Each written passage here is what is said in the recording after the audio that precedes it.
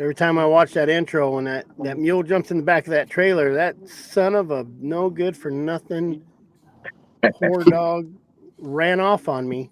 And I said, "You son of a," I'm yelling. Like if I had audio on that, you guys hear, "Oh, you mother, what are you doing? Get your," I'm yelling at her. She runs all the way around my truck, comes back. That's why I'm on the other side of the trailer. Comes back and runs in the trailer. Well, that's I'm because all you took her really. to Globe instead of taking her up there where you took us. Ooh, dog. Man, that was a rough ride, man. We was if you watch that intro too, you'll see my son holding the dog. Took him 2 hours to get him about 100 yards. It was so dirty down there. And he's sliding off that mountain with that dog, holding that dog. That dog would just stop. And it wouldn't walk. So we threw it up on the mule and I look back. If you watch him, he's bobbing his head because he's falling asleep. Him and the dog are sleeping on the mule on his he has a that's a Persian Mustang that's on that.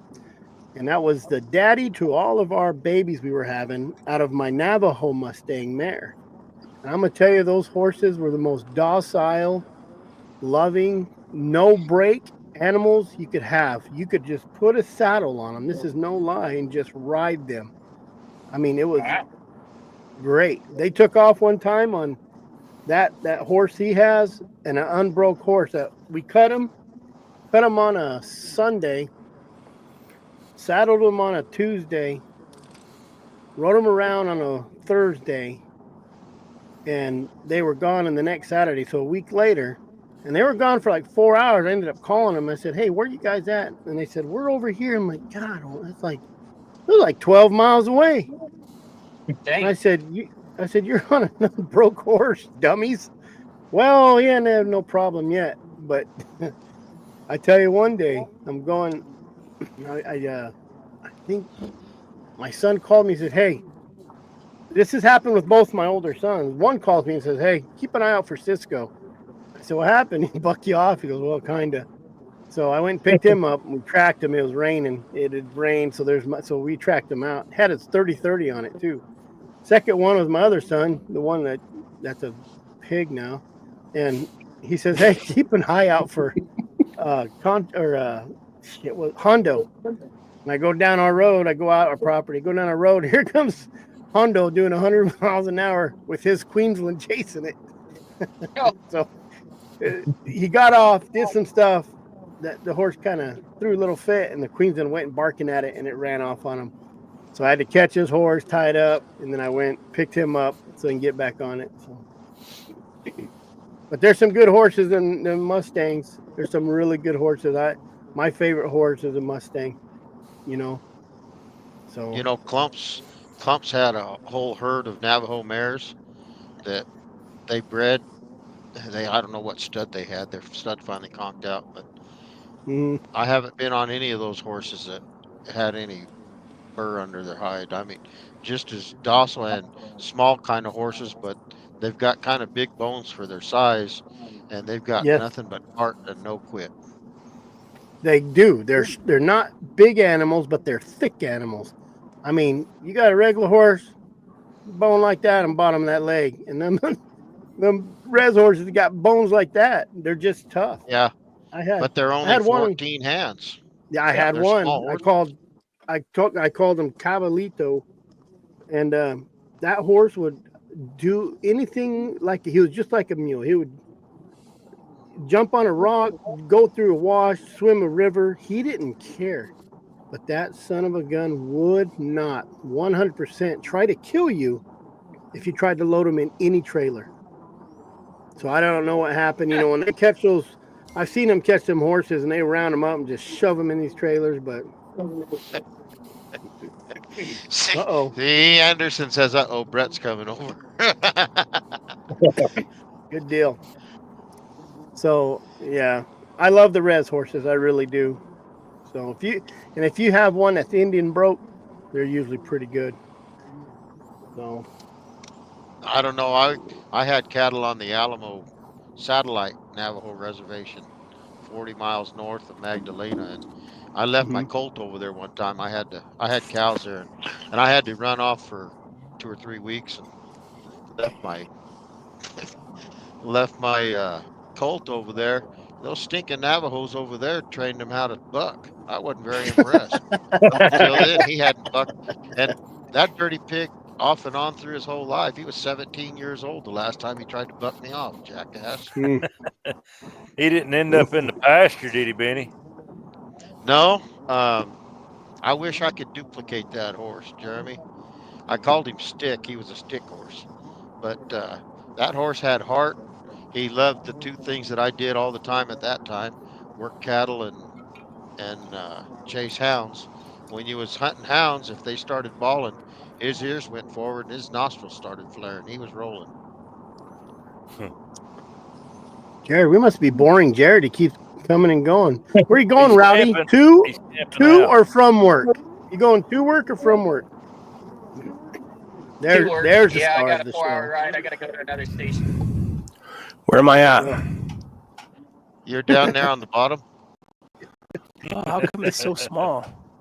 There's about There's 20 of us 7 of in us here. on here.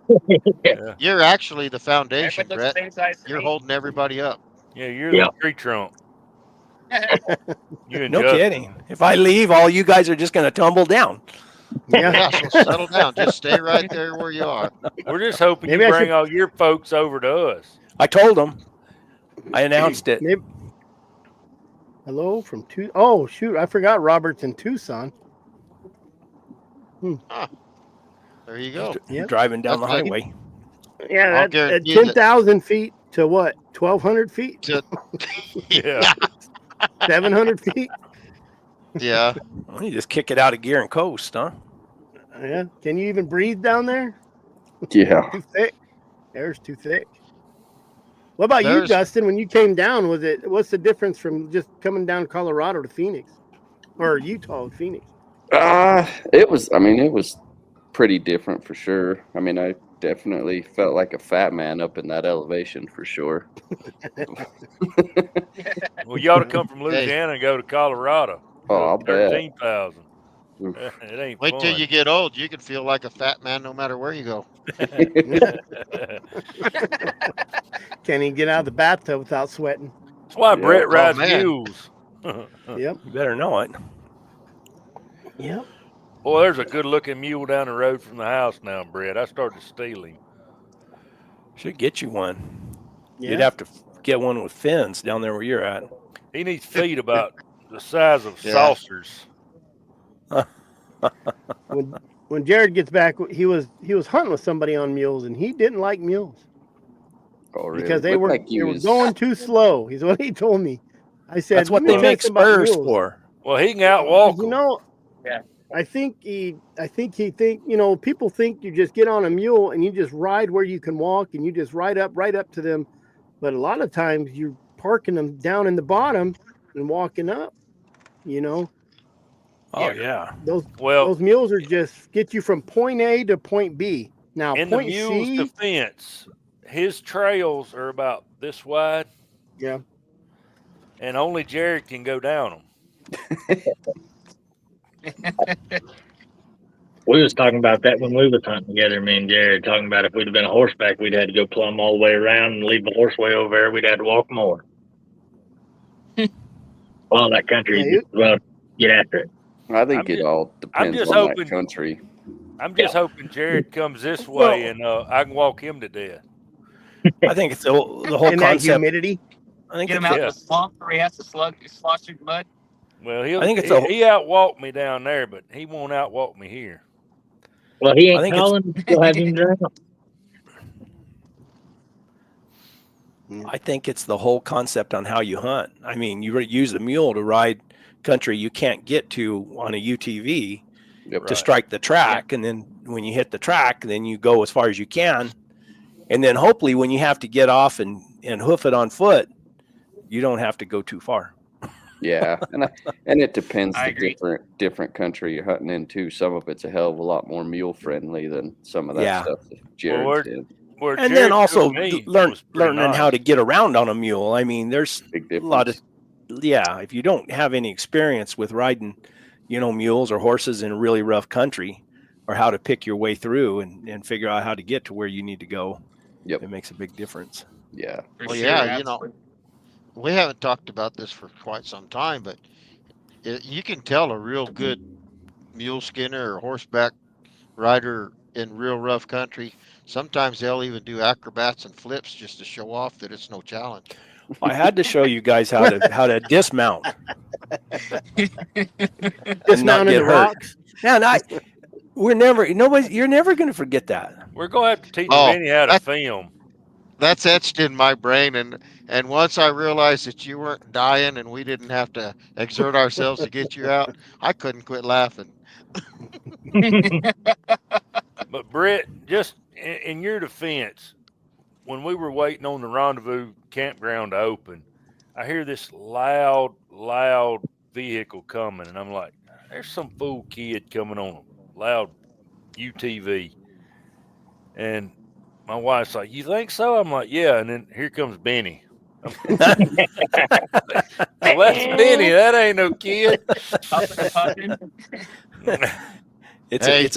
It's a kid in an old man's body, is what it is. I'll tell you what, that hour and a half ride on that Razor from the lake over there was a whole lot easier on my body than beating myself up and down that road in that pickup. Oh yeah, I bet. Oh yeah, they're Imagine. nice. Right, you're never gonna forget that. Benny No, isn't gonna let no. you. Nope, never. Well, next time me and Brett and John are around, I'll bring it up, and then you can hear John's version too. John can laugh pretty good too, can he, Brett? Oh yeah, both y'all were laughing pretty hard at my expense. Well, at least you got to give them some entertainment, Brett. Yeah. That's look at the positive, huh? Mm. I honestly thought that day too. I walked up to Benny. I was leading that horse out of there, and I was my back hurt. And I told Benny, I said, "Man, I don't think I'm gonna be able to hunt tomorrow. This is gonna get worse."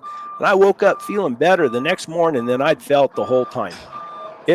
Whatever it did, it popped something back in on my back, and it was a lot better Well, after that. You ain't It's tried just it like since your- then, have you? No. No, it's just like the first visit to a chiropractor. You leave the office hurting pretty bad, but tomorrow you might feel a lot better. Yeah, no, it worked. Hey, Rowdy, put fuel in our vehicles too. It's expensive enough to run mine. How much is it there? $347 right now. Oh hell, Casa that's way too Grande, high. Arizona. It's $235. Oh, 263 here. I'm Depends on where jealous. you stop in Arizona. I stopped somewhere on Oh. the way home. It was like 509. That must have been on the What reservation. was that, Fredonia? No, I come through that Vegas way. Is that little last stop place in the middle, in between Kingman and Wickenburg. Oh yeah. Globe and Payson used to be the cheapest, but now it's Casa Grande. It's $235. It's still like $320 or something in Globe or Payson. Hey, what's your topic tonight, Chris? Happy New I Year. don't know what we're gonna do. We're gonna Happy do New this Year's, year. everybody.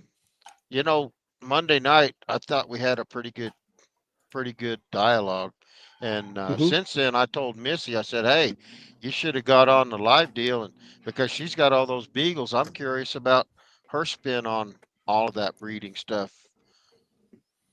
Because she's got a line of beagles that she looks after. Missy, if you want to come on, her internet mess with her real bad. That's why I don't really. That's why she don't get on sometimes. I don't know. I'll send her a link. See how many people we can pile in this room. Well, Exactly. Brett could use some support down there on the bottom. Yeah, I He's need looking somebody else to lonely. help Well, Jared hold all this stuff up.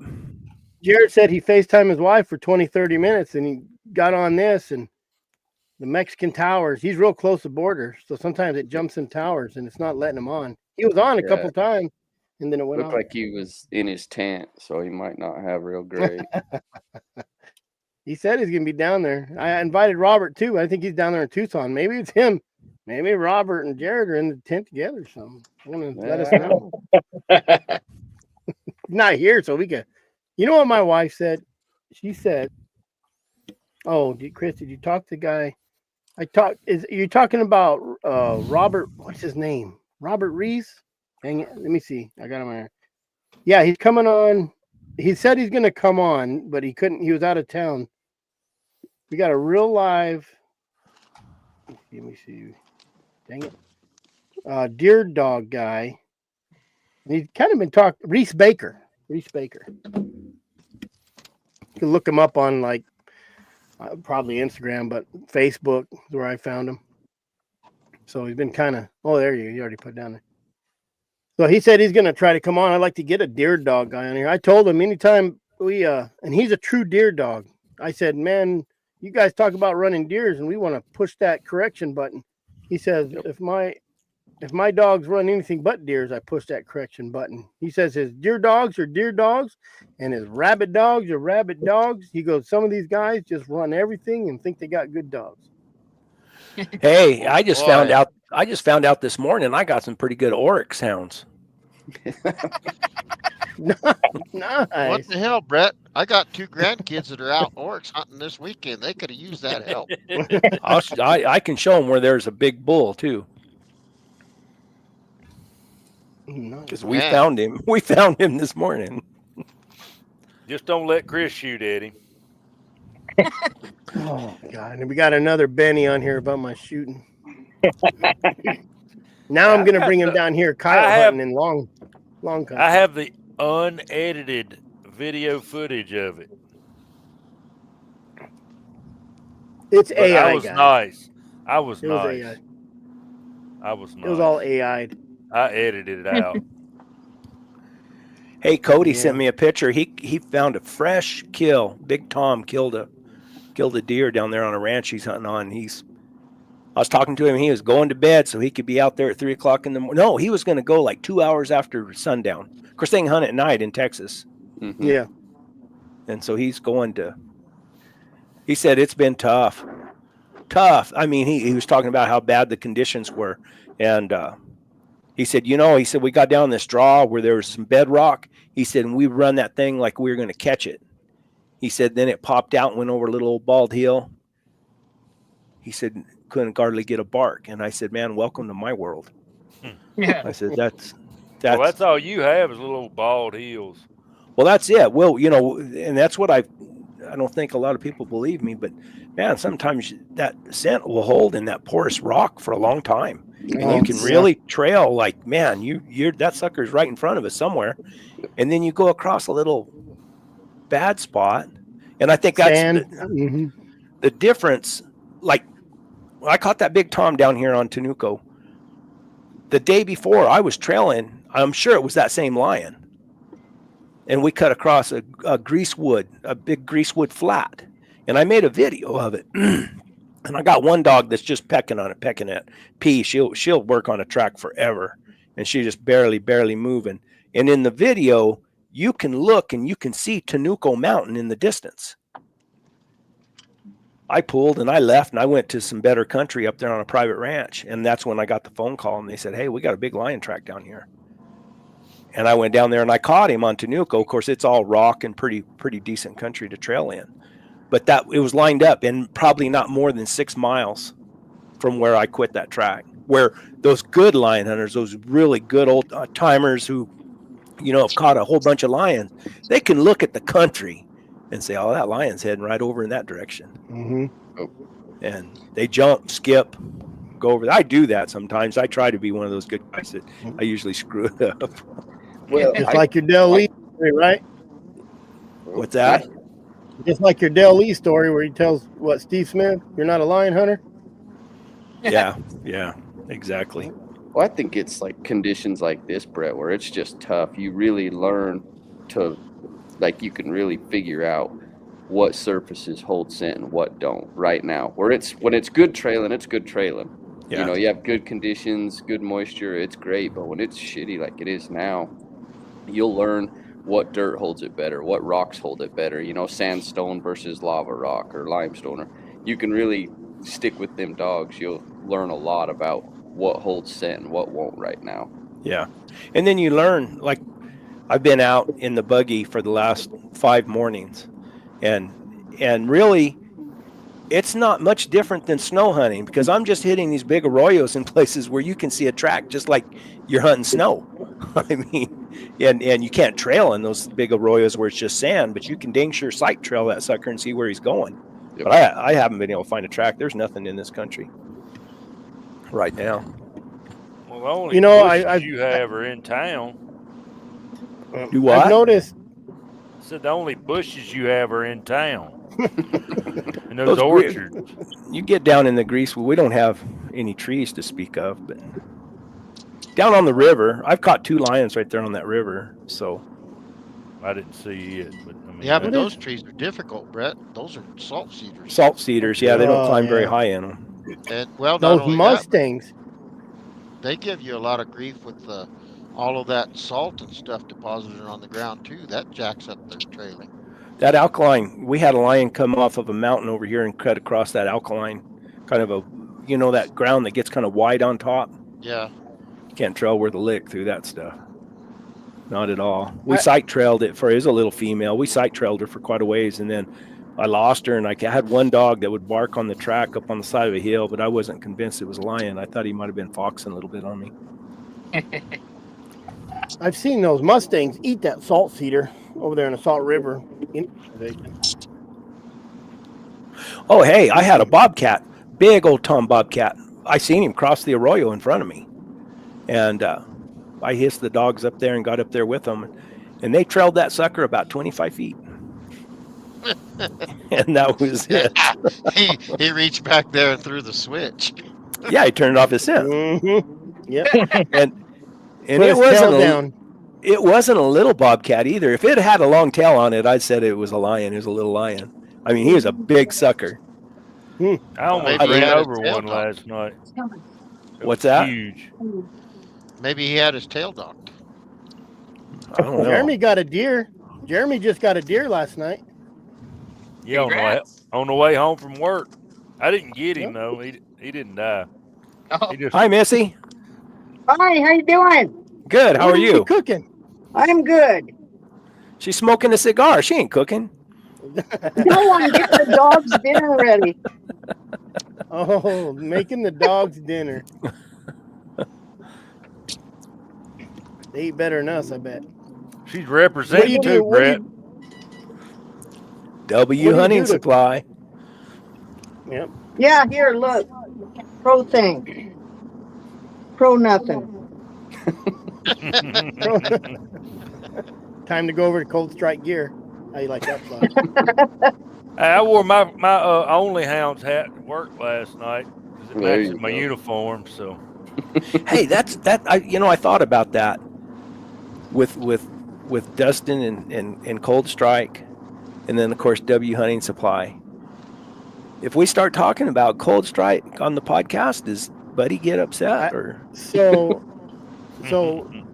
I do all the promotion stuff on tonight. Like I'll record this and I'll put it on my podcast, and then in the on my platform, and in the front it says that Cold Strike sponsoring the video and the AWDA. I'm going to So go I on have my to- next interviews, stories and tells, and I'm going to say this podcast is brought to you by Cold Strike Gear, and I'm going to just see what they say. Oh, Just- Buddy will just- call me. Buddy will call me. I already I want him to. we talked want him about to- it. I want him to call me because every time I try to get a hold of him, I can't get a hold of him. So and then I'll tell him. I'll say, well, that's just so I could talk to you for a little bit, get your attention. Missy, your dogs are spoiled. They are. They What do you- sleep in my bed. They own the house. I'm allowed to live here. I get can't to say pay the anything. bills. Mine's been eating tell deer us what you're scraps making. all day. Tell us what you're making there, Missy. How you do your dog I just boil up some chicken to throw on top of their dog food. food. It's nothing fancy. Back when chicken was cheap, you could buy those bags of quarters for like $4. It was like 40 cents a pound. And I would take those, I'd boil them down, I'd strip the meat off, and I'd just use a cheap dog food as a filler. And I'd boil rice. So I made their dog food, and I'd make 5 gallons at a time. But you can feed chicken raw, and the bones you don't can. hurt them. Yeah. I fed chicken thighs for a long time because you could buy them cheap at Mhm. Sam's. You could go in there and Mhm. buy them real cheap. And I what fed do them they during do? the Pound winter, of meat? but warm. They don't like just cold meat. They want nice and warm, fresh cooked. my dogs are just happy to be fed. Yeah, mine too. I have to ask my I- kids every night, I do. did you feed them dogs? So, and then the watering, I do you a know, lot I the always, same as Missy does. I boil up all the scraps in hot water and dump it over a couple scoops of dog food, and then I mix it up. And dogs You know- get hot meals here in the winter. we used to have pigs, and we had a Mexican restaurant. This is no lie. We would pick up, especially on the weekends in the summer, 7 or 8 30-gallon trash cans full of scraps. They would scrape the plates. Oh wow! And then they would dump all their Yeah. pots. So we'd have big chunks of rice where they dumped the pot after they closed, and we'd find big chunks of meat. And we would feed our pigs, but we would dig out all the meat. We'd dig out all the good stuff, and I would feed the dogs too. But there was a guy up there. I think his name was John Whitmore, Okay. W4 Outfitter. There's two. But he fed his dogs just scraps. Period. He didn't care. Shoveled it. You know, the worst part of those pigs though is I had a big broken chest freezer. We'd dump all that in, but in the wintertime it would freeze, and you'd have to chip blocks of that food out to feed the pigs. So I got I ended a up- chest freezer right in the other part of my office here that Come on. I got it full of meat. That there's a meat market down the road here, and the Mexicans run it. Real nice guys. And I go in there and they give me boxes, and I need to get it out and start making them some dog food. When I haven't been hunting them hard enough for them to really deserve it.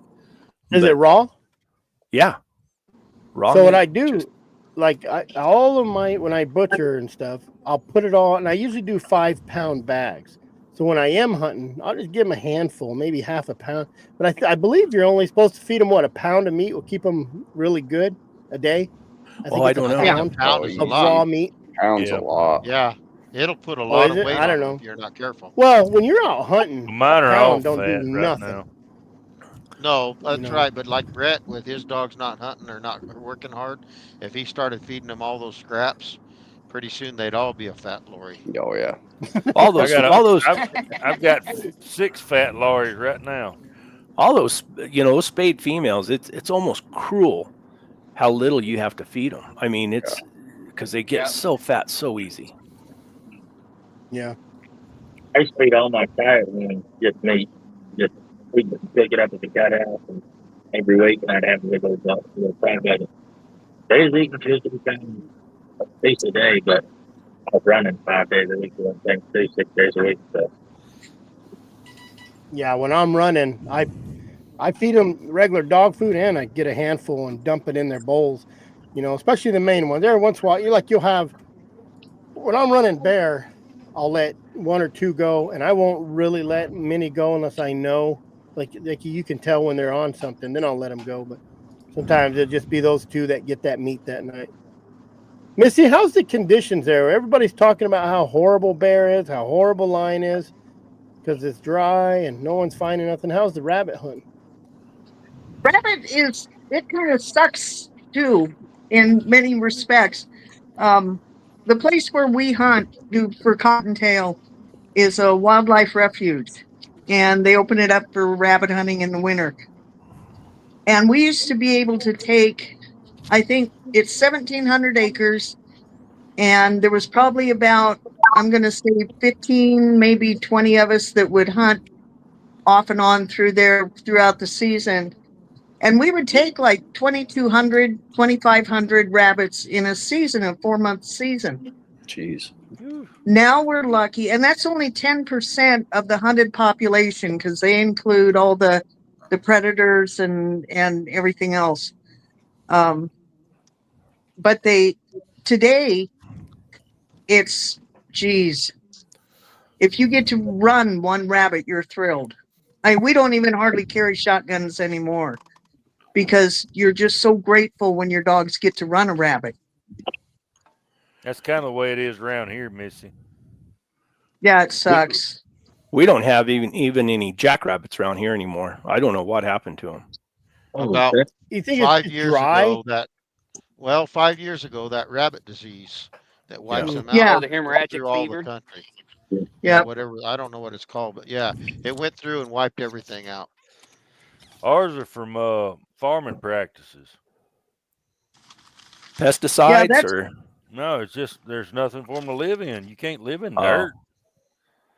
They that's got to part have of the cover. problem here too.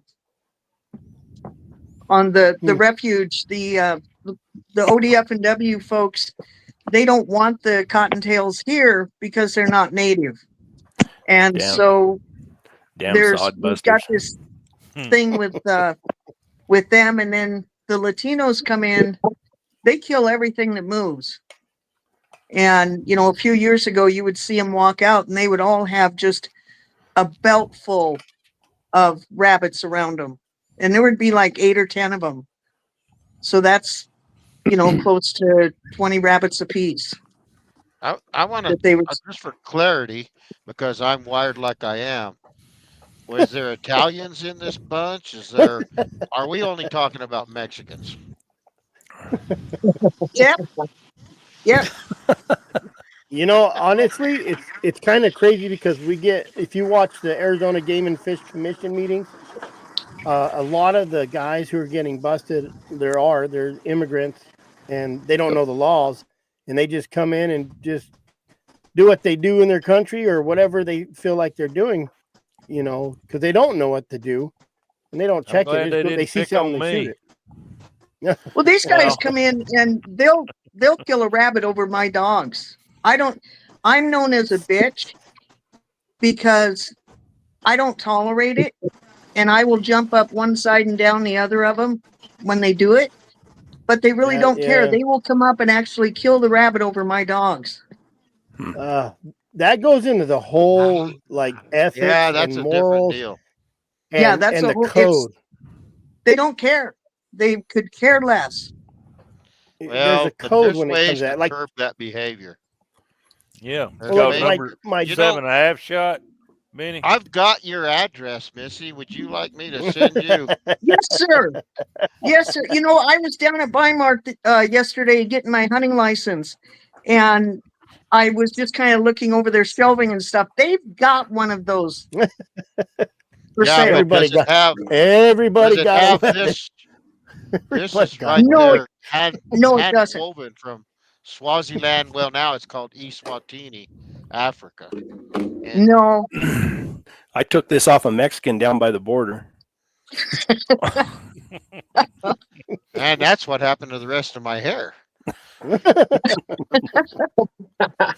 No, you know, my dad had a bear stolen last year actually, but it's like I think it was August or, and he ran a bear. You know, you have GPS, and he's seen his dog's treed, and when he got over there, the dog's running around, and the guy had killed the bear.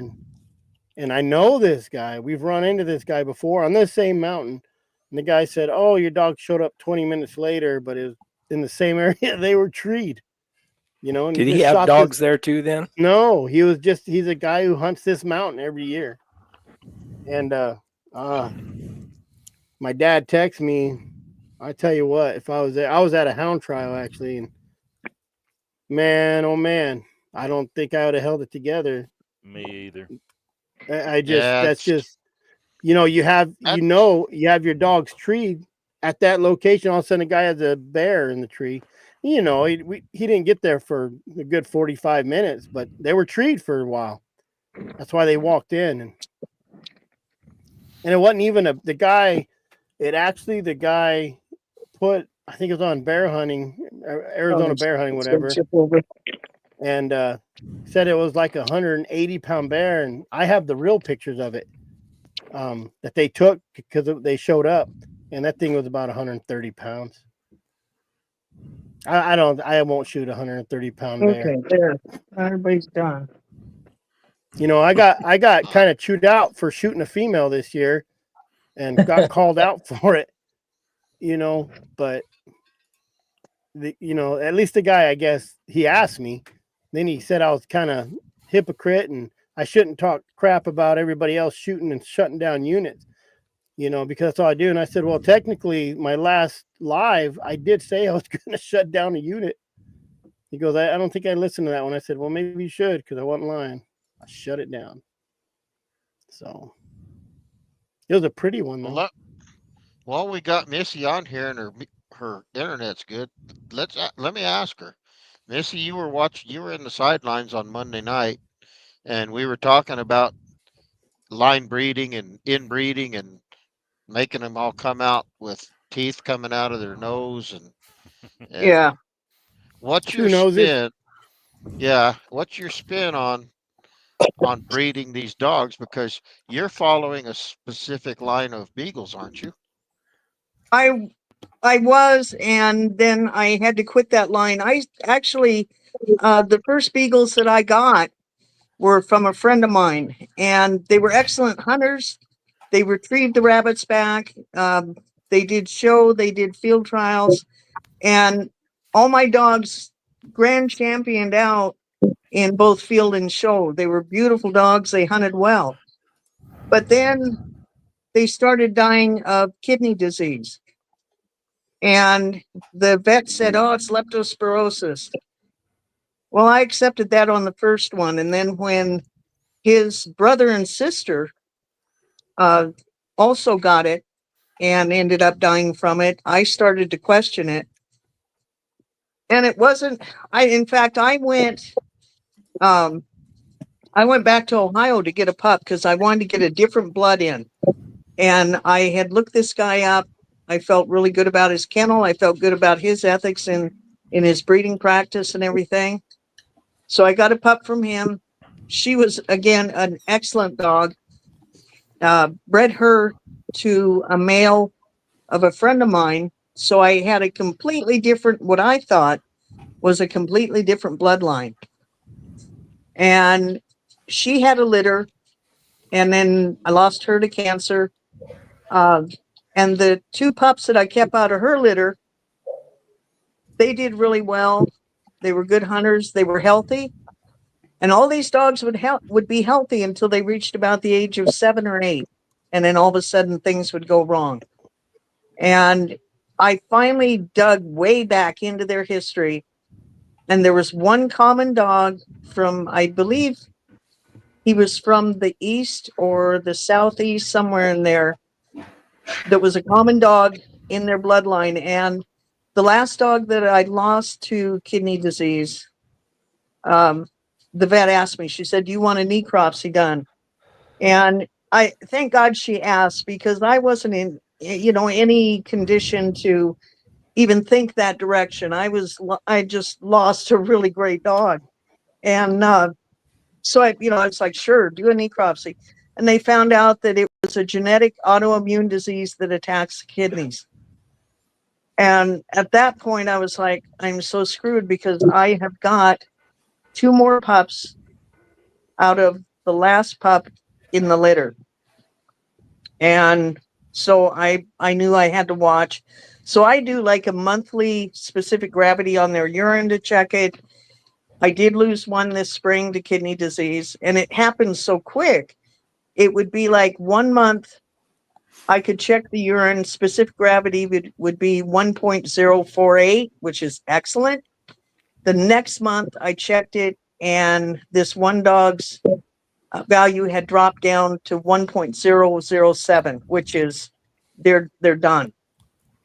I mean, that quick that it hit them. And so the last pup that I've got, well, she's not a pup. She'll actually be 10 this year. She's doing really good, but it's something that I have to watch. And I have gone to a completely different line that comes out of Canada through a friend of mine who gets all of his dogs out of one kennel up there. The people have been in business like 50 years. They do all the genetics. They're wonderful people. And they have healthy dogs that live a long time. So I'm hoping that by doing that I've kind of curtailed any further issues like I've had in the past. But as far as I know, people who line breed, and I think if they go like 3 or 4 generations out, for the most part, things are good. You know, the inbreeding, I have a real problem with that. But you I said keep, something that's interesting there, that it all goes back to that one dog. The genes go yeah, back to that one common dog. And so that's what I was trying to get at Monday was, if you know, you've got to be real harsh and look at your situation honestly.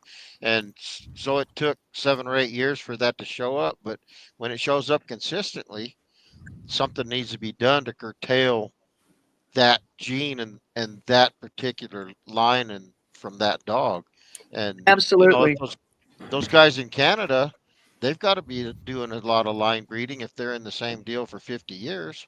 They have, I don't know if anybody that is on here that does beagling, but if there is, they've probably heard of them. It's Branco Kennels.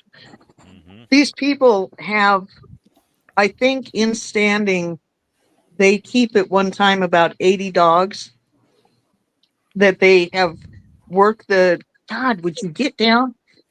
That they would, little darling. That Um, stinker. Yeah.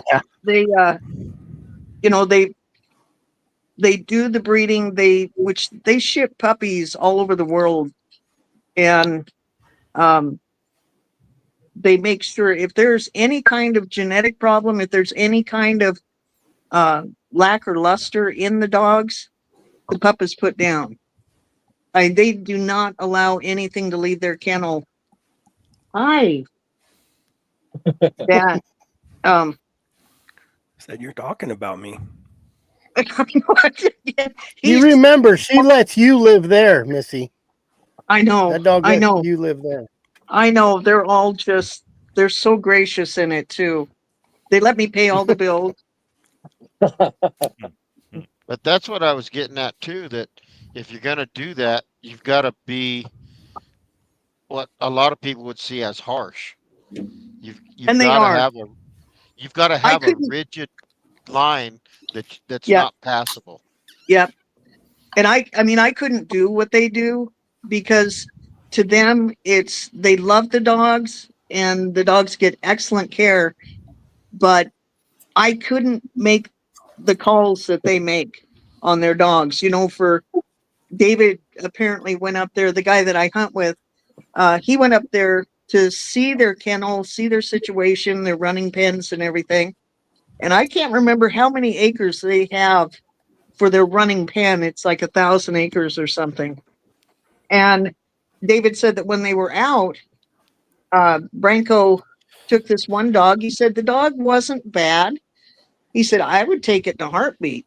You know, it was a good dog. And he tied him up to the fence. And David said, "What'd you do that for?" And he said, "Well, he's just got cold. Branko didn't like the way he ran, and so that dog was not going to be allowed. His line was not going to be allowed to continue."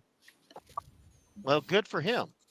Because And and yeah, that's what I'm talking about. A lot of people would see that harsh, but if you're going to have pride and longevity in what you're doing, you've got to take a hard stand. oh yeah. And like I said, they've been doing this for over 50 years.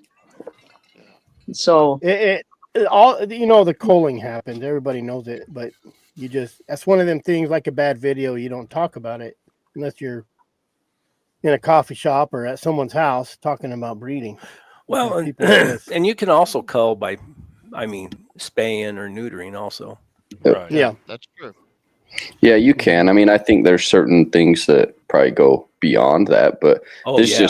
just goes back to there are certain people that don't have the knowledge or can't take the stance that Benny's talking about, so they Yeah. shouldn't be breeding in the first place. Exactly. right, right. You know, Well, Dustin, you're friends with the Meekums over there in Utah, Quick, and Meekums have a line of dogs that they've had forever. here's a You know, eagle and butt. Get out of here. to to maintain the Meekum line of dogs, they have to have a certain amount of that. There was oh yeah, there was an old man Clay, um, in Oklahoma that ran bobcats, and he had a certain line of dogs, and Stop. Yes. they sent me, I don't know what I did with it, but they sent me a sheet of paper that had a check off, a list where this dog has to show up by this standard at birth. This dog has to show up at this standard by 3 weeks old and 5 weeks old and a year old, and you check everything off. And if there's something that's not checked off, you never use that dog again. Yep. Right. Especially into breeding and continuing that line for sure. Yes. You know, like Brett said, and that's what I told Hendricks when he said, "Well, I don't have it in me to do away with a pup, you know." Yep. And I said, then spay it or neuter it. You can still hunt it until it dies, but just don't ever allow that gene To to pass stay on. in your pool. Well, and that goes, like just because a dog is a top, I mean, we'll just say a top dirt dog, great lion dog, straight line, doesn't mean it's a producer. Exactly. That dog, you try a litter and you might have one or two that only turn out in that first litter, and you do it again and it's the same thing. You don't need to continue breeding that, because 2 out of 10 is not good numbers to justify bringing on that line. There's certain dogs that are just great dogs but aren't producers, and there's a decent dog that's not your top dog that can throw some hellacious good pups. It takes experience and trial and error to learn that over so many years. I mean, I'm A no lot of expert. years. I couldn't tell you Yeah. that, but I have been lucky enough to be in the room with people that have that experience. Mhm. I think we out here we take a hard look at the way they breed some of those Eastern Coonhounds. They could teach us a bunch. I mean, just take a look at how many Super Stakes winners are out of the same 3 males. You know what I mean? And it's the very specific breeding goes into that. You know, I mean, I think I remember one year like 3 out of you look at 3 or 4. Three out of 4 or whatever Super Stakes winners in spring were out of my cousin's male. Like it's just crazy. Like every time they show up, they're in the final 4. I mean, Mhm. it's a different thing, but in their game, they're just consistently. You know, Yeah, like, and I think breeding's a big part of it, but also it's the ability to put a well-bred, Yep. good genetic dog in the Yeah. woods, because you can give the same, if you could take the same exact pup and give it to someone and then give it to a different person, and the amount of time they put into that is going to tell you what that dog turns into. Plain and Exactly. simple. Is a great dog is a great dog, but if you don't have the time to put into that dog, he's never going to fully reach his potential and show you what he has. Yeah, it'll never get completely polished. Get the goodie out of them. Right. Missy, why are the beagles used for all kinds of testing? The government had huge kennels at the national lab with beagles for who knows what kinds of testing. That's You have probably any because idea of their about that? genetic tightness. Mm-hmm. It has to do with the ease of working with the beagle. Beagles they're so easy to work with. When I was in the military, that was what I did. I worked in a biomedical research lab, and we had beagles and we had foxhounds. And it tore me up because, things we were doing it wasn't pleasant. They would put these dogs in situations with bodily injuries that you would see in war. And then, we would have to just watch what different treatments worked, what ones didn't work. And it was really sad to watch because these little guys never cried out. They never growled. They never snarled. They just accepted it. And the sad thing is, every dog that we had in our kennels had been a hunting dog. And somebody would, a kennel would reach hard times. And so they would sell their sideline dogs for $150 a piece to the Army. But that's the main reason that they're used in every kind of testing there is because they're just such placid little gentle. dogs. They are. Just a gentle dog. Mhm. Yep. Geez, now you made us all sad. Thanks for that. I'm sorry. First you make Here's me the feel reason. like a shitty dog owner because she's talking about gravity of pee and urine, and I'm all, my gravity is how far I throw that rock when he's pissing on my water cooler. Yeah, No kidding. yeah. Jeez. Making dog food for them. Yeah. Dang. They're my life. Yep. I wish we That- could get somebody like Steve Galentine on here sometime, but this isn't Steve's cup of tea, I wouldn't believe. But Steve breeds those Nance Walkers, and he does it. He knows what's going to come out of every single cross. He's done it for so many years and keeps so much paperwork on everything. Every dog is tattooed, and Steve does it as a science. And it would be interesting to hear from somebody like that. And that's kind of what Dustin was talking about, was people that just, that's their life. And I've been to Steve's house. I ate supper with him and his family, and I bought a dog from him, and just to get him started on how genetics play a part in everything he does. It's just outstanding to listen to somebody with that scientific knowledge. How was that dog you got from him, Benny? You know, we didn't get along, Brett. She was those Nance Walkers. That line of Nance Walkers that Steve has are real shy dogs. Mm-hmm. And every other dog that I ever owned, if you didn't, if they needed stout talking to, you could almost do it with a hammer. I mean, I never did, but that's just how hard headed these dogs were. But you thought about it. Steve, yeah, Steve never even, he didn't even shock his dogs. He toned them and he never talked to them. And that dog, if I shocked another dog, that dog fell in 50 yards behind my mule and quit hunting. So I gave that dog to Missy, and she had some of those Nance dogs from Steve. And Missy got along with her, and she went on to make an excellent dog and catch a lot of lions. But it's just a different handler, and I'm not wired for a dog of that makeup. Yep. If I want to Mine, scream and cuss at a dog, I want to scream and cuss at a dog. That's me, Benny. mine are pretty mild like that. I mean, they didn't start out that way, but they're not scared or anything like that, but they're They pretty, know. you don't have to get after them too hard. Now that one I got from Breck Bean, I just hated him until I found out today he's a good Oryx hound. Hey, my ex-son-in-law is going to call you. Yeah, I can tell him. I'm not sure what the rules are for where I was at, but I know another place where, well, I took some other guys out and they got an Oryx, and then I shot my Oryx out there also. Well, So- two 13-year-olds are on the hunt for an Oryx right now. So there's a bunch of them bunched up right behind my house here. Go. Well, Shannon Brett, Perkins says, you may have curbed the market. On what? Oryx hounds? Oryx hounds, yeah. Well, heck yeah. I was talking to Cody too, and I told him about that. I said, man, I had a heck of an Oryx race.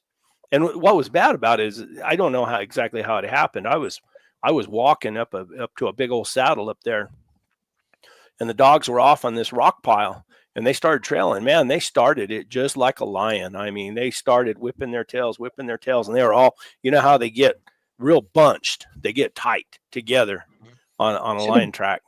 And they were whipping their tails. Pretty soon, one of them, whoa, and then whoa. They weren't lollygagging, Benny. They were trailing. they were going. Yeah, they were trailing. They started moving it, and then they have a minute, and then they move it. I thought, man, that looks just right. And I was Brett got really excited. Well, no, not that excited. I've been down that road before, and I How looked far does over at the them. Oryx run? Oh, they'll They runners? Well, when I seen them, they were running. I mean, the their dogs tail never hangs straight behind them. the bean dog was really moving them, and but anyway, But and if then they turn around and get on the hook, Brett, you could be short several dogs too. well, that's when I was talking to Cody. Cody said, "What kind of Oryx are they?" I said, "Hell, I don't know what kind of Oryx they are." He said, "Are they gray or are they white?" And I said, "Well, they're gray." And he said, "Those are Gimsbach or something like that." And And he said the ones they have down in Texas said those houndsmen won't, if they have them on one of those ranches, they won't go on there and hunt because they're so hard on dogs that they'll turn around and come back and get a dog. These run. I mean, I know I've had lots of encounters with them, and those same dogs, I was out there and I found some deer finally, and I had about 8 deer run in front of me, and the box just blew up, and I thought, you dirty pukes. So I dumped them all. I said, here you go. And they ran out there about 20 foot in front of the buggy, and those deer running right in front of them. They all turned around and looked at me like, you're setting us up again, buddy. E. Anderson's just a real funny guy tonight. He was on my live a little while ago. I know. He was giving me a hard time. I thought he was my friend. Yeah, we were picking on you about your wife being the rule or the roost. My wife? Yeah. Well, Jeremy, if you drive, let me tell you what. I've had a couple of them, and I've learned the hard way that you let them rule the roost. Yeah. Cheaper to keep her. Says Jeremy, if you drive out there to get any oryx, all you get is squirrel. Don't let Chris shoot at it. You could kind of tell a guy who. I'm not picky. I'm trashy. Yeah, well, when we're, what are you gonna do? Like, I thought maybe my dogs were running a bear, lion, or whatever. But the faster I drive there to them, don't mean the faster they're gonna tree them. They was already working. I could hear them working, so we had squirrels to shoot. I'm never in a big hurry unless they're going to the reservation. Well, we were in a big hurry when they were headed toward the highway too, but they were headed towards the highway, and I don't like them on the highway. So there's two bad things that happen on the highway. They get hit, or some idiot picks them up and drives all the way down the Phoenix or whatever instead of sitting right there. But that's like you're looking at that Garmin. All of a sudden, they're going 35 miles an hour down the road, and you think, "Oh, yep." The worst case scenario is those guys leave your collar somewhere and they take that dog home because you haven't been taking care of it. Look how skinny it is. It's starving to death. You low life hunters. The only dog to get off my chain was Yucky. And he went to a neighbor's house and they called me and said, "Oh, he looks pretty skinny." Well, Yucky's one of those dogs that shrivels up in that dry climate. That's just like my cur dog and my male walker. They shriveled up in that climate. Just I need to. They ran. You got to take a video when you leave in the morning, and you got to take a video when you come home, and they look like they lost 5 pounds. Oh yeah, they just do. And then you can't so I got to take and then you can. Yeah, I got, and oh my God! And then when you water them and they're sucking in and drinking, you're like, damn, I hope you're not really that skinny. But I got to take a reporter out here in the next couple of days, and I brought 10. Well, I don't know what I brought. 8 dogs down. Well, 9 stinkers in the kennel right now because she decided she wanted to come and heat. But so I got different dogs. I got a skittish dog. I got my skinny dog. I got my old dog. And I really want to explain to this guy. I don't know how much he's going to Speaking Martian on us. Who is? Me? For a little while. Did everybody else? Could you hear him okay? Mm-hmm. Huh. It's my ears. It's just Brett. It's just me. He's been smoking a cigar for 2 hours now. It's getting to him. That was my son-in-law went on. What kind of cigar it is, Chris? My son-in-law is a big shot for Conoco or something like that, and he goes to these golf tournaments and stuff, and they were giving cigars away, and he gave me a whole bag of cigars, and this thing was probably that long. Oh, that's crazy. Yep. So, what's everybody's plans for this year? Any dog plans, Missy? Man, you're the smartest one here. Missy's the smartest one here. We'll let her go first. We ran dogs today. We went up into the coastline and ran snowshoes for about 4 or 5 hours, and that was the start of it. So it should continue that way. You doing anything different? Changing anything up? No. Nope. Gonna go run. Just go run. That's all. I've retired and I have no interest in volunteering anywhere or being anybody's friend, or I just want to take my dogs out and hunt them. I hunt understand 'em as that. much as you can. About you, Brett? What you doing different? Anything? What I really want to do is take a pack mule and make bigger circles. I mean, that's really want to, and then I want to go over there. Benny said he would show me some of that country over there by him. I've been on Onyx looking at the maps and everything. I don't know anything about that country from Ruidoso south all the way down in the Guadalupes down there. But man, I was looking on Onyx, and that's some really good country. But a lot of it looks like buggy country. I mean, well, not further south where you are. Where I seen those roads, Benny, there's little roads all over Well, that yeah, country. up there on the mountain there is. Yeah. But let me warn you that the fish cops in that part of the country are high on alert to give everybody a $257 ticket for riding their buggy where it doesn't belong. Well, you stay on the 2-track roads, right? It depends. I- Any road that is owned or maintained by the state of New Mexico is anti-buggy. Well, they on the Onyx maps, it tells you what roads you can use motorized vehicles on. I don't know. Maybe I'll just take. know side by sides are completely different because they've decided in New Mexico that even though they charge you for registration and license plates and insurance and the whole ball of wax, you got to have the correct highway DOT tires, everything. I You do. gotta I have it all. Blinkers and all that mess. I got And blinkers then- and everything on Same mine. way Yeah. here. And then if you get on a road that is owned by the state or maintained by the state, you're subject to the fine. Oh, we got a communist son of a bitch running this deal. Maybe I'll just bring my trailer. Well, there's a lot of good mule country in that area too, though, isn't there? Yes. I'll Let just me take tell you my what's causing truck and that. trailer and go that way. It's Brett, all these you need people to that bring are back what was that mule you had for Bonnie that you were born? Agnes? No, the barred mule. Jet. Oh, Brenda. Yeah. Oh, Brenda. Yeah. Let Benny ride Brenda. Yeah, I got one out there Benny can ride. Benny's We call got her- 2 out here he can ride. I call her Ruthless Ruth.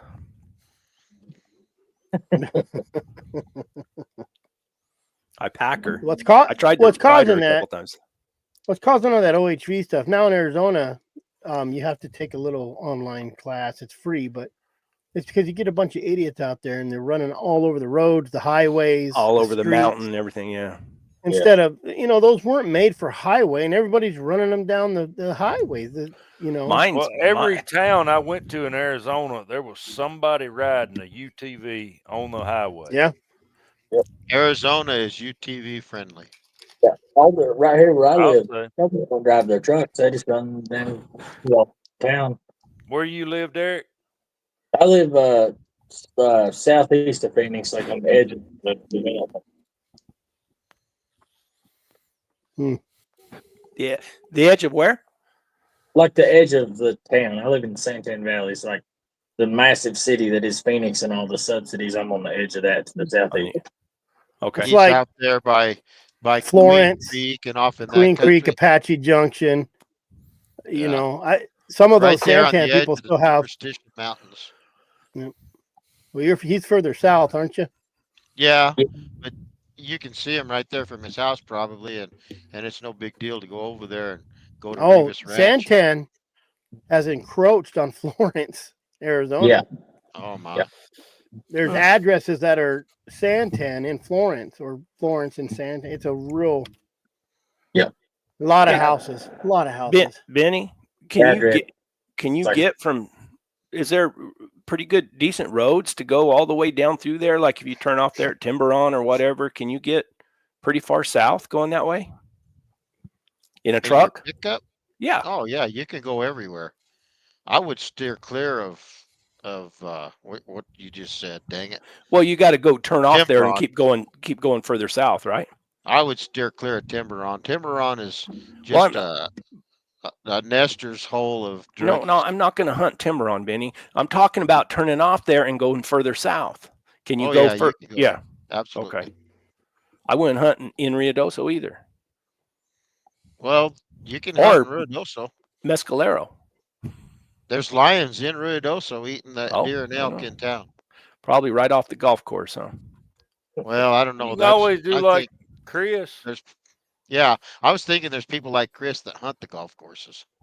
Well, My favorite place to hunt. When anybody wants to come kill an elk, get an over the counter tag and come on. but seriously, Benny, would that be a good place to access that country coming from where I'm at? You know, really, Brett, you're going to take the longest route possible. Oh, that's the longest route. The best way for you to get there is go to Artesia, and between Artesia and Carlsbad, take the Queen Highway and go up straight up through there. I've been through there before, or not been up the Queen Highway, but I spent a lot of time in Carlsbad, I'm afraid. Is that all Loving, public yeah, land really. up there? Is that forestry? Lots of Yeah, it's forest. most U.S. Forest Service. Yeah. Is there a lot of lion hunters? That I imagine there's quite a few guys that get in there, aren't there? When it snows, But I imagine Ty Hare hunts all that country, doesn't he? He doesn't? not the Guadalupes. Ty Hare stays pretty close to home over there. Well, where's There's he a at? lot By of Captain lions. He's pretty close to Mayhill. Mayhill? Yeah. And he can get off into some lower country right there. The Guadalupes, and especially over there toward Queen and all that country, that's a long way for almost everybody. Pretty good Missy, country, though, you right? got forestry over there? Do we have what? Forestry? You- Federal land? U.S. Forest Service. Oh yeah, You got quite a bit Oregon of it? has. I think Oregon has more than just about any other state. Wow. Really? Yep. Yeah, they got a lot of there. And you can't hunt lions or bears with dogs. Nope. The idiots that did the voting back in the 90s screwed that up. I think there's a And lot you- of fox and bobcat hunters that have trashy dogs that trash on lions from time to time. You know, I got warned by California. Quit saying you're treeing 300-pound coons in California. No, We don't want that game going. Don't. Everybody knows. Did y'all hear California's Game and Fish Department's running a lion study? Really? For Yeah, what? well, didn't Cody King talk about that? I Yeah. don't know. And he Didn't said they say- asked him to go over there. And he Said said, he why would. don't you use this guy? He's local. And they said, no way. No local No. guys. No local guys. Yeah, exactly. They even quit letting the government hunters, trappers hunt lions, dispatch lions. They got a free sponsor I now. think didn't Shorty Gorham go over there and do work on a study one time? Yeah. I don't know. Is Shorty Gorham that good of a houndsman? Or No, what? he's a hell of a good bullfighter. I know that. I never, Heard I don't know. I don't know him. I had never heard of him. I'm not really big in that PBR. I've and all watched that some crap. of his. I watched some of his videos. I mean, his dogs, ran something. I mean, He's in good lion country, but right. I'll Yeah. guarantee you that if he goes just a little bit farther south and west from where he lives, he'll find out what his dogs are made of if they catch one of those lions. Those are the vicious lions over there. Where's he I at? don't know. Texas, right? I never been. He's a No. typical Texan though. He's in New Mexico, and he's right Yeah. on the Colorado state line Yeah. No. over in eastern New Mexico, northeast New Mexico. And it doesn't take very far. You get down around Muscaro and all the way over into Tucumcari from all that country, Roy and all that. Those lions are just flat mean. They will get I say we have a competition and we pick 5 different areas that are bad. Like down here south of I-8, over by Brett, these real bad areas. And you give these guys 5 days to catch a lion and get certain areas and see if they can go in there and catch those lions. 5 days isn't enough time to catch a lion in good country sometimes. I was No, gonna say. no. But I these just wish guys I sure had like to brag 5 about it. days in one spot. All right, 7. Jeez. Not many people are as hard headed as I am about trying I- to catch lions in this yeah. country. I mean, I'm it's, stupid. I'm stupid. Right in this area is horrible where I'm at. Stupid. I know. I've said it a bunch of times. I get up and I think, Robert's well, on board. I need to go to better country, and then I think, oh man, but that Tom probably came in down by the river today or something, or last night or something, and I don't know. I just get a big kick out of trying to.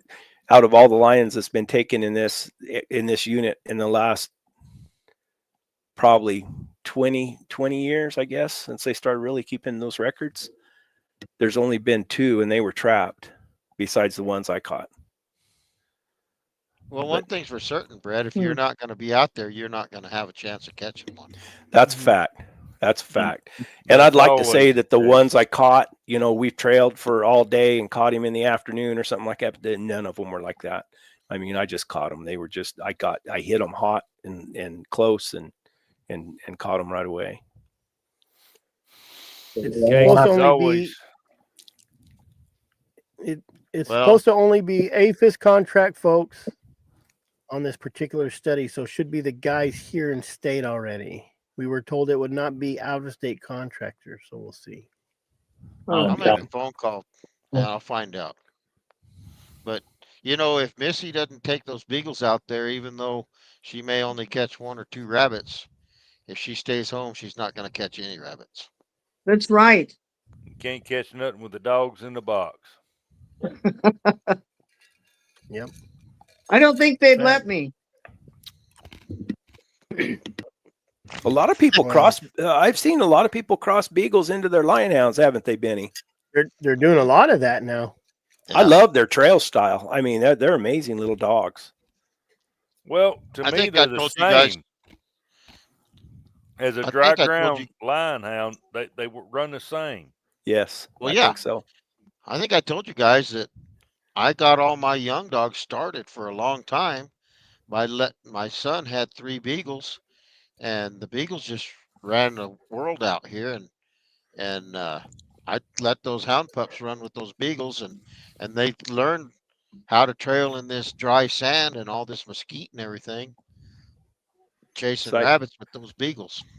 I did that with wiener dogs when I first got started, because the little beagle puppies, they didn't see, they weren't intimidated by the wiener dog since it was as small as they were.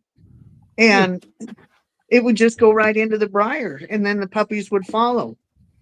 So they were great little training dogs for getting started. Huh.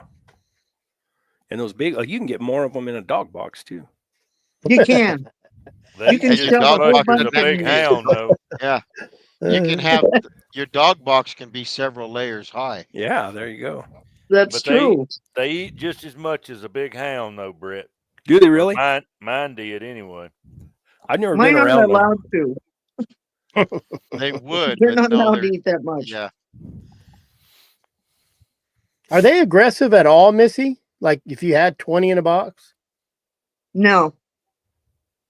The only time I've seen any aggression was I've got one female that she loves what she does, and her tail is constantly swishing when she's on a rabbit and getting in the briar. She tears the end of it off, and eventually I'm going to have it amputated down, because she keeps ripping it open. But other than that, as long as nobody fusses with her tail, nobody gets cranky. We always called that monkey tail. Yeah. Yep. An elastirator will take care of that, and it's cheaper than the vet. I know, but yeah. It looks awful for a while. Yeah. And and hers are living in the house, so if she walks across the kitchen floor in the dark and steps on it, it's not going to be nice. Yeah, I had a cat that her tail was frozen. She got frostbite in her tail and it died. And one night I was doing dishes and she jumped up on the counter for some reason, and I had a towel over my shoulder, so I just hauled off and slapped her with it. And I caught that tail right at the end of that frozen dead part right on the corner of the counter, and that thing just popped off and went flying across the room, and that was just disgusting. What do you think about that comment? Since modern breeds of dogs derive from wolves, the line inbreeding was the only way that those species could be developed into what exists today. I guess so. I wasn't alive back then. Could have fooled us.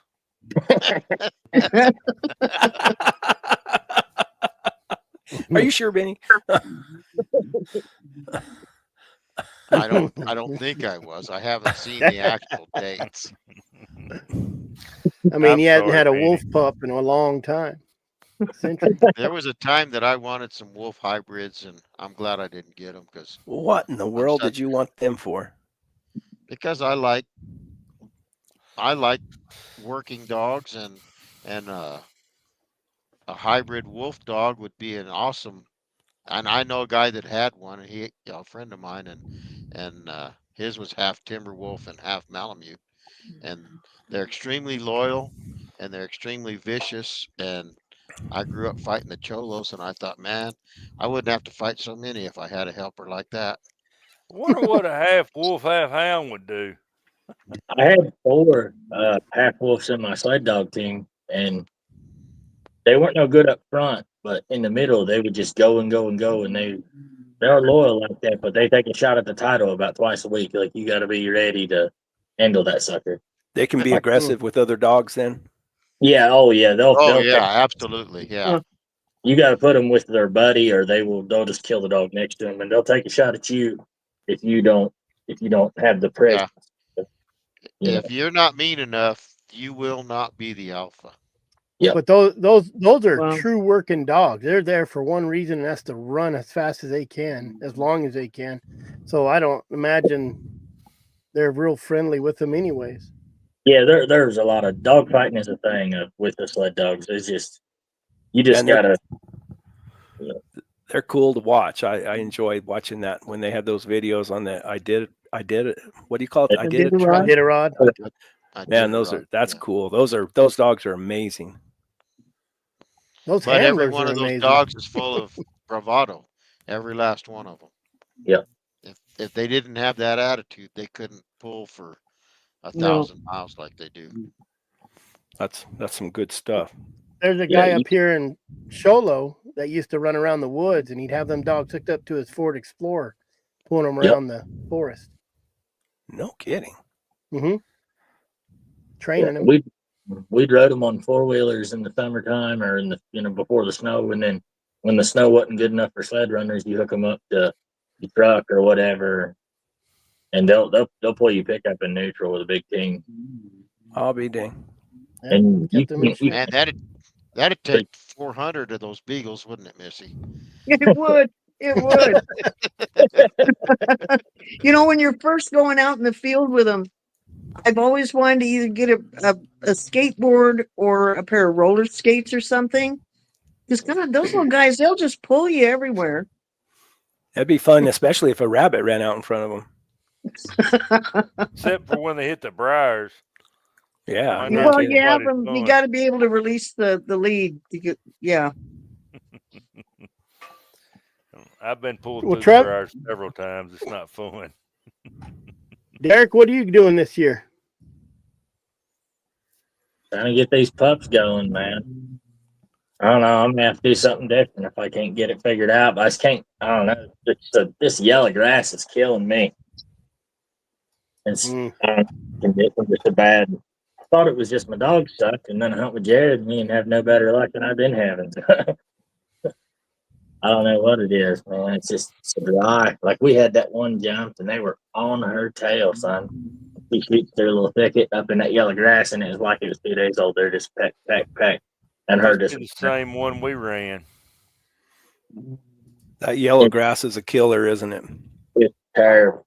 I'm telling you, I've been humble, boys, this year. I thought it was going to be dog easy. Just going to get them started like I always have back east. And no, there just ain't enough game. You can't just luck. The only one I caught, I laid it up like a raccoon. We just happened on her, and that's the man. then out she jumped, and up she went, and out she jumped, you know.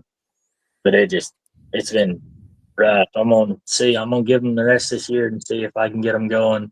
I got a couple I think I'm gonna like how they turn, but I got a couple they may have to go down the road and get something else. Go to a pet owner home. Yeah. Jeremy? I'm just waiting on the federal to open. When does that The open? federal to open. What do you mean? I got Man. 100,000 acres right beside me that I'm waiting on it to open. Well, When does it open? Why is it closed? Deer hunters or Yeah, horn Oh, okay. porn. huh? Oh, Horn porn. What do you mean by that? Deer hunters rule the roost. Corn. it's a different relationship over With a there P. between Like the deer horn. hunters and the hound guys. Yeah. Horn. You're saying horn. Oh, Yeah. yeah. I thought you were saying corn. Horn. It's the same thing over there. There's a lot Half of the corn time I don't down. understand him. He's got that accent. Hell, he But- doesn't have it bad. Wait till you get around a true blue Cajun. A Yeah. Cajun, What? yeah. Coon ass. I'm way north of I-10. So way north. When does that open up? The 11th. And what are you allowed to hunt in there? Everything? Coons. Oh, Do you all have mini bobcats? And if you do, Yeah. can you Yeah, catch them? I'm waiting on a picture right now. I got one that's been frequenting. So as soon as I get a picture, I'm gonna go turn loose on it. do they run fox there too? Mm. Are Do you you allowed have to? gray fox? Yeah, we got grays and reds. You think Are it's you allowed- possible to catch them with hounds in that country? Yeah. They're not real fast. The grays will climb, but the reds won't. That's what we got is grays, and they climb. I've caught a few. If I could consistently catch them, heck, I wouldn't mind at all. But you end up dicking around with them too long. We I have the thought- opposite here. The grays don't climb, but the reds do. Really? Huh? Yeah. We don't have very What many about- grays in my country, so I mean, we don't have too many problems with them. I thought I was Yeah. gonna be a hunter when I moved out here, boys, but you can't smell them in this stuff. 'Cause they ain't hard to catch back east. I've been scratched more than once for treeing bobcats in a night hunt. You know what I mean? But out here, you cannot catch them. I don't know what the deal is. Weird. Yeah. This year's been really bad everywhere. Bear, lion. It's been. I don't know if it's just because it's dry, no It's dry. moisture, Dry. no Like humidity. a lot of can't the say that. Southwest has averaged less than 3 inches of rain for the year in 2024. Oh yeah. Well, I got about 8 last week. I'm bringing out the chest waders. Man, Could you, if they was lions in that country, like anywhere back east in the whole South, if there was still lions all over that, and you Well, that's why there's not, because they were too easy to catch. You know, that's like my dogs can't run bobcats when it's dry here, but when it's wet, it's a different story. How about bears? Do y'all have any bears in the swamps? Yeah, Can well, they you gave run 'em? out what 11 you're tags not this year. supposed to. Yeah, you're not You guys- supposed to, but my dogs happen upon them pretty regular.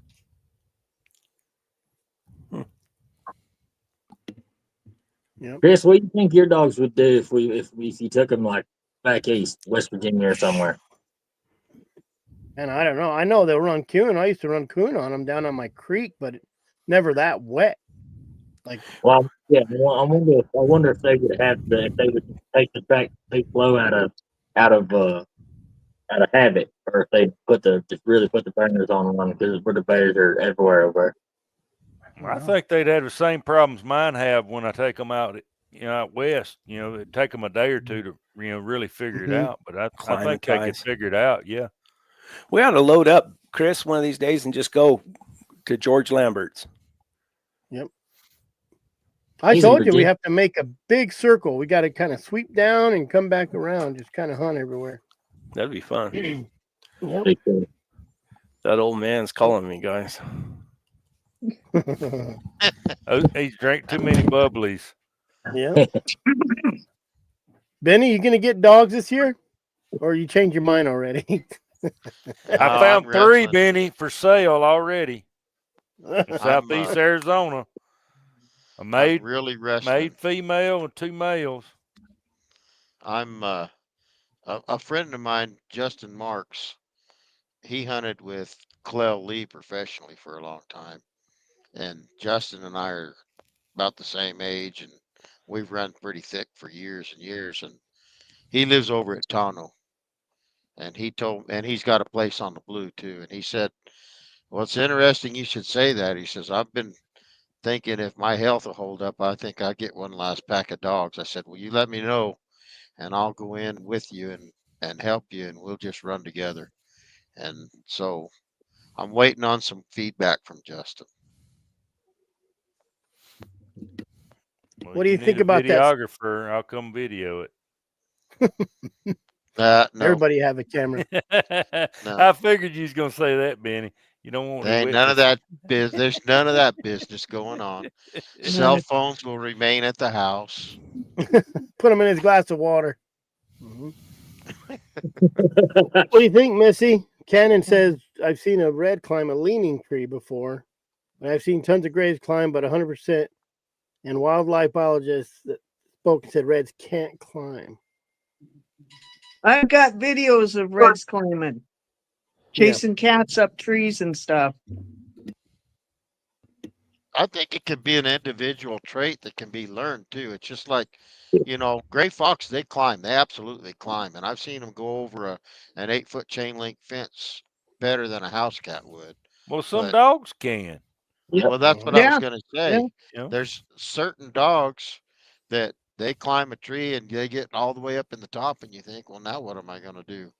Well, I just walk away. And if you get out and live, meet up with me. If you fall down, and I'll know in 2 hours you didn't make it. I'll come back. But I think it's probably an individual trait that can be learned.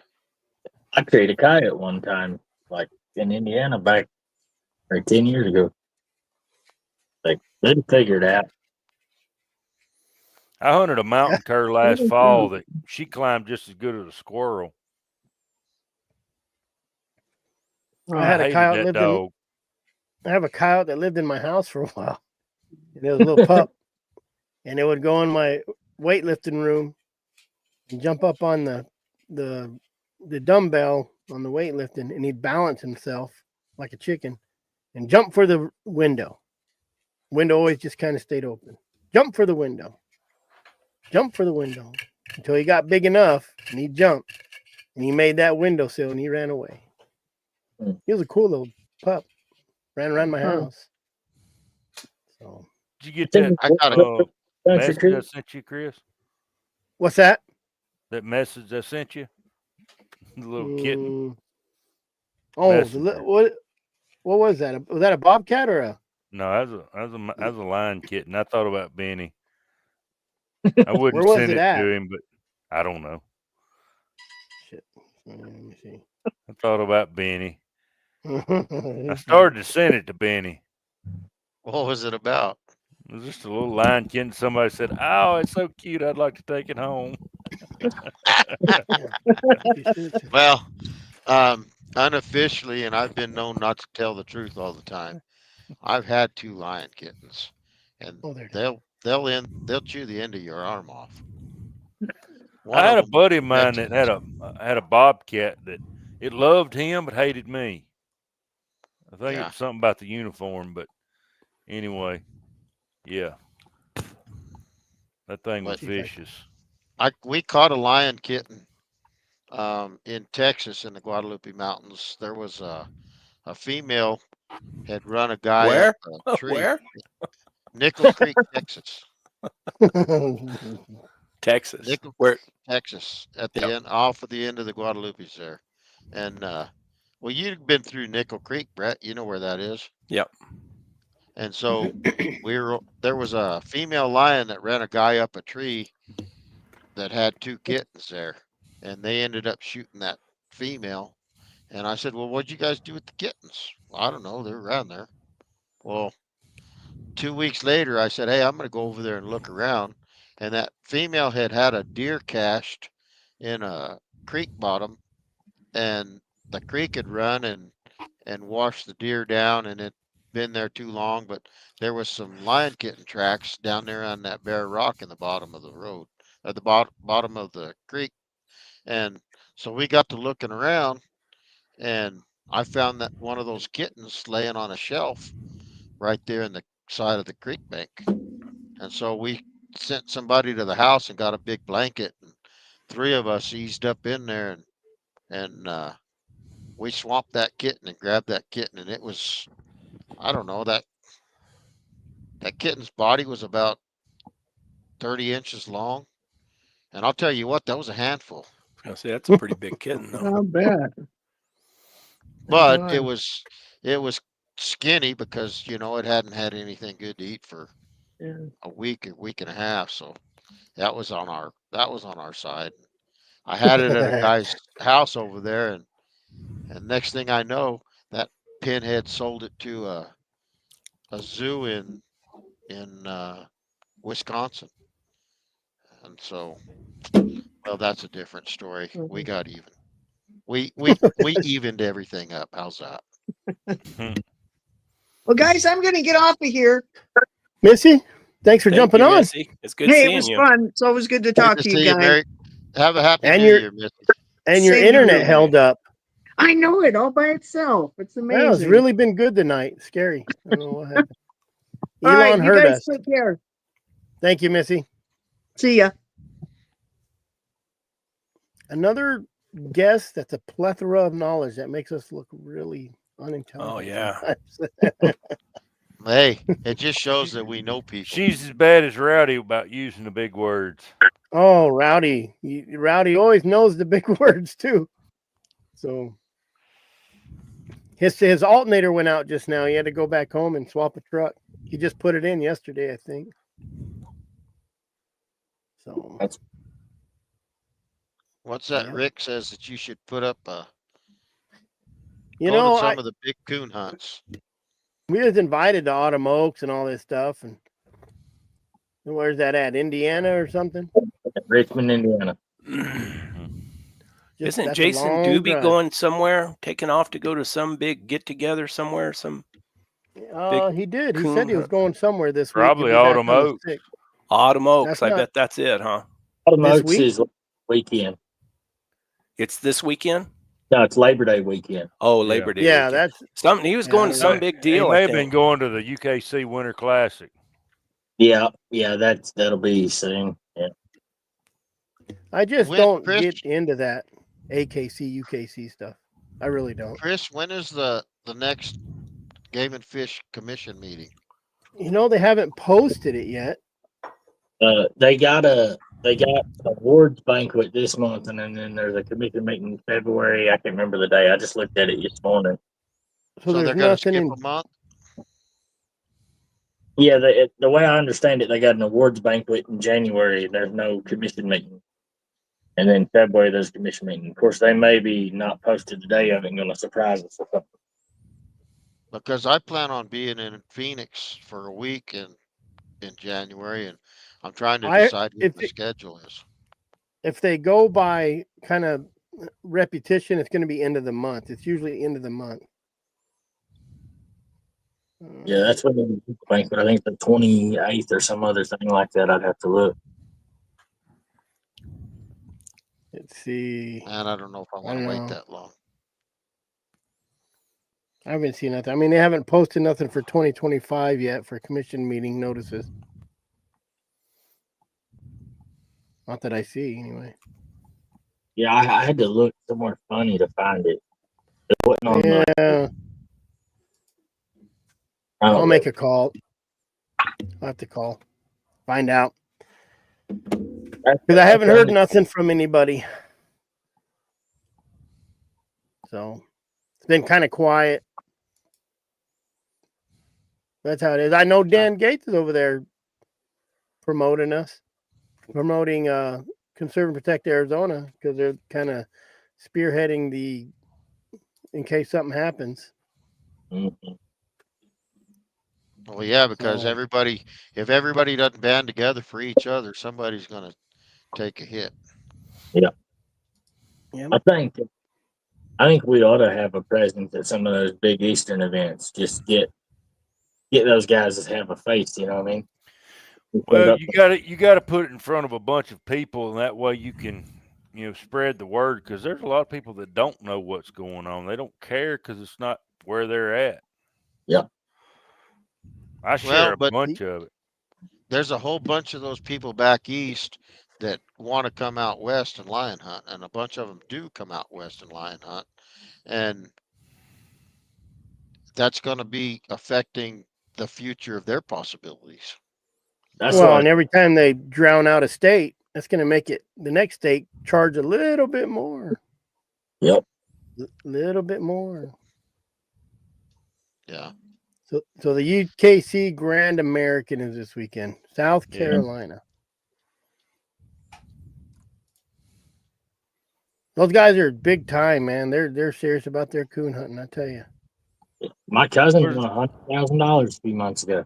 Yeah, there's a lot of money in it. How much? 100,000 for one hunt. Son of a gun. Yeah, That's not as there hard ain't as no you. lion Yeah, they hunter just winning went out- that. They just won a truck here at, my back door like a Yep. month ago. Pro Sport gives away 12 trucks a year, I think. And then This- PKC gives away trucks all the time, too. This was the Ray Tramble Memorial Truck Hunt. Well, That's see, why. I'm hard headed like Brett. If it was the wrong kind of truck, I wouldn't want to win. That's a Well, you Chevy just trade it Colorado. off. Yeah, Yeah. the hell Trade it with off. that. It's more work than it's worth just to go pay the taxes and all that crap, and then try Well, to they'll peddle it. sell it. Yeah, they That's sell Yeah. them. Yeah. They don't keep it. They sell it.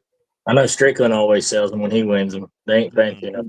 No, They don't. Well, he's filthy rich as it is, I missed a couple That's steers why- in a truck roping one time, team roping.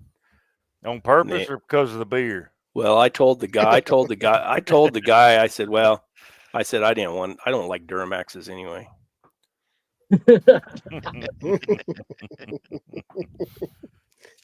Well, that's why I've been those sending antis don't go Casey after a those bunch of coon those. guys. I've been sending Casey some of those excuse memes that come across Facebook about the headers and the healers.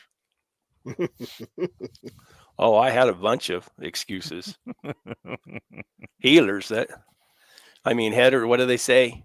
Headers blame the steers, headers blame the rope, headers blame the setup, healers just blame the headers. There's one place that I've seen Brett not have any excuses whatsoever, and that was in Douglas, Arizona, roping goats, because that 9-year-old would have none of it. I fell got down that. again. I fell I down, got that video. and I probably roped as many goats as anybody around. I couldn't catch one to save my life, and then I fell down. I missed one for that little girl, and she just got so disgusted in me. Yeah, you she's got the like, eye, no, that's for sure. don't worry, I'll pay my own entry. I don't want to owe you a thing. Yeah. Yep. You'll have an opportunity to regain Prove your yourself. composure this Mhm. year. Yeah. I'm going to practice before I go this time. Definitely. Brett will be in the goat farming business before it's all said and done. Hey, at one time I had 14 goats, and we roped them. That's what we did. That's what I had big outside lights and had a pivot where you just ran around in a circle and roped those goats. And sometimes I'd have 10 guys there. Of course, there's a lot of beer drank at that time too. So I get you a herd of goats out there. I bet you start holding more lions in your country after a little bit. probably so. They say if you Yeah. tie a goat up there and he starts that's one of the best calls there is. That's how all those guys caught those lions in those big live traps they built, those big cage traps they built in Texas. In one end they had a hair goat. Excuse me. And the only way to get to that goat supposedly was through the other end, and then when they went in there, they tripped. So the goat was scared to pieces because right across the wall from him was a lion, but the lion was trying to figure out how to get out. Did I ever tell you about that? When I bought my first set of dogs, the setup that guy had down there in by Valentine, Texas? Uh-uh. He had a big fenced-in area. He was on a game ranch. He managed it for a rich guy, and had a big fenced-in area, and had double gates and had a feeder in there, and the deer and everything would come into that feeder, and then right off to the side he had this big cage and had a box in it, and it had an arm that went over with a come along, or a whatever you call it, Like a little a winch, Winch. winch boat with a winch. hook on top of that box. And those dogs were on the other side of the property. And he said, "Watch this," and he turned those dogs loose. There's 5 of them, and they took off and they ran all the way across the property and ran right into that big cage, or that big fenced-in area. And there was what are those goats they have down there, Benny? They had some kind of wild goat that came in there, Oh yeah, not the mouflon, was well, it? they had those too, and they'd It's be like in the there feeding. Barbarol ram. Or Oh yeah, they call them, they're Barbaries, but they call them what do they call them down there? Barbary sheep or something like that. That's what they're called in New Mexico. They call But them. anyway, those dogs ran right past Oh, dude. everything and went straight to that box it had a little cage around it. I mean, little, probably as big as my office right here. And I mean, they were just raising hell outside of there, like that. And he went over there and winched that box up, and there was a lion in that little cage, and it had a chain on it. Had a chain on its back leg, about 4 foot long. I mean, a big, heavy, like logging chain, and had a tracking collar on it. And Aodad? Was it called Aodad? Aodad, yeah, Aodads. Aodads, yeah. And when I asked him, I said, how many lions have these dogs been on?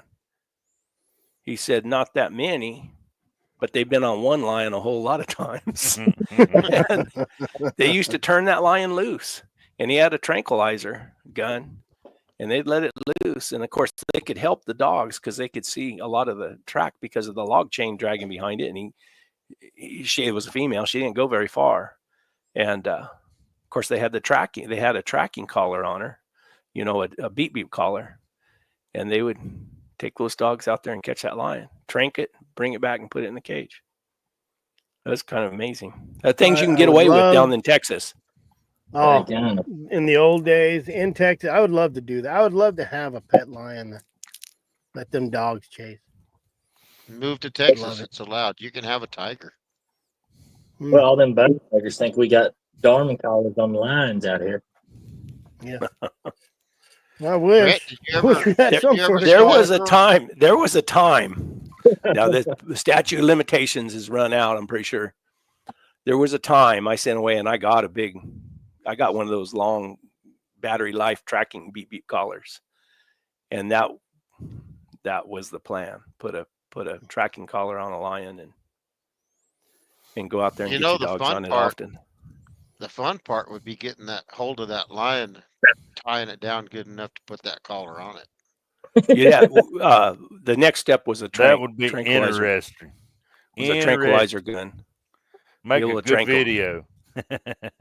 You got to find someone to buy that stuff for you now and send it somewhere else in another state and then drive it over so they don't track it.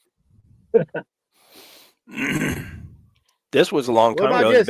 Even back then, before they had these cell phone cameras out, we had those Buckeye cams, and you could daisy chain them, and they'd take a picture, like if you had one on this ridge and you had one on another ridge and you had one down in the canyon, and then I had a base station in my camper, and it'd take a picture and then they'd send it to each one and then back to my base station.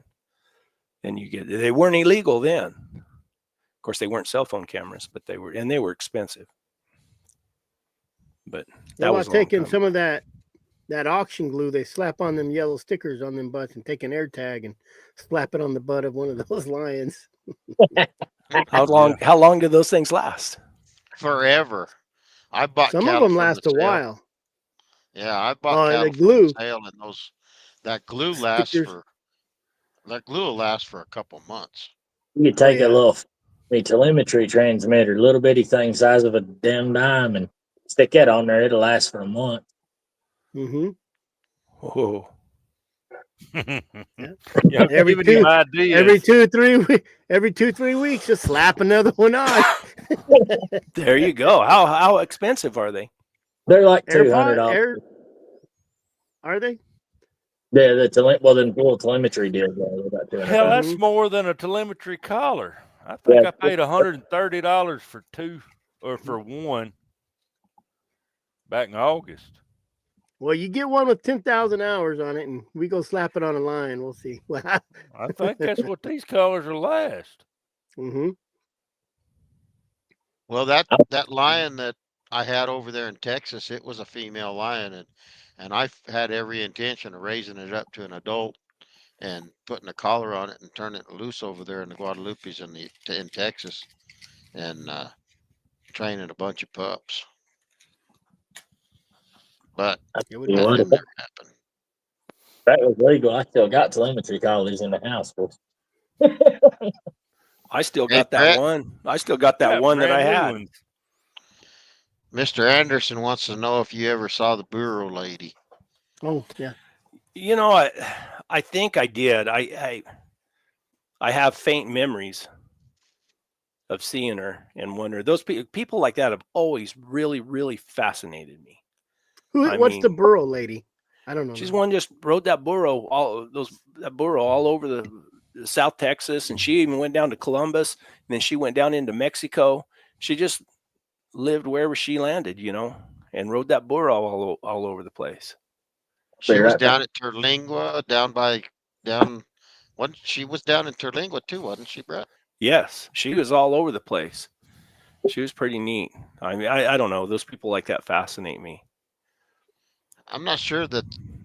Well, and this isn't a fair comment because we've become socialized in today's society. But I was gonna say I'm not so sure that those people have it all together upstairs, but maybe they have it up all together even better than us because they're not paying taxes and they don't have car payments and house payments and all of that, and she's actually living free.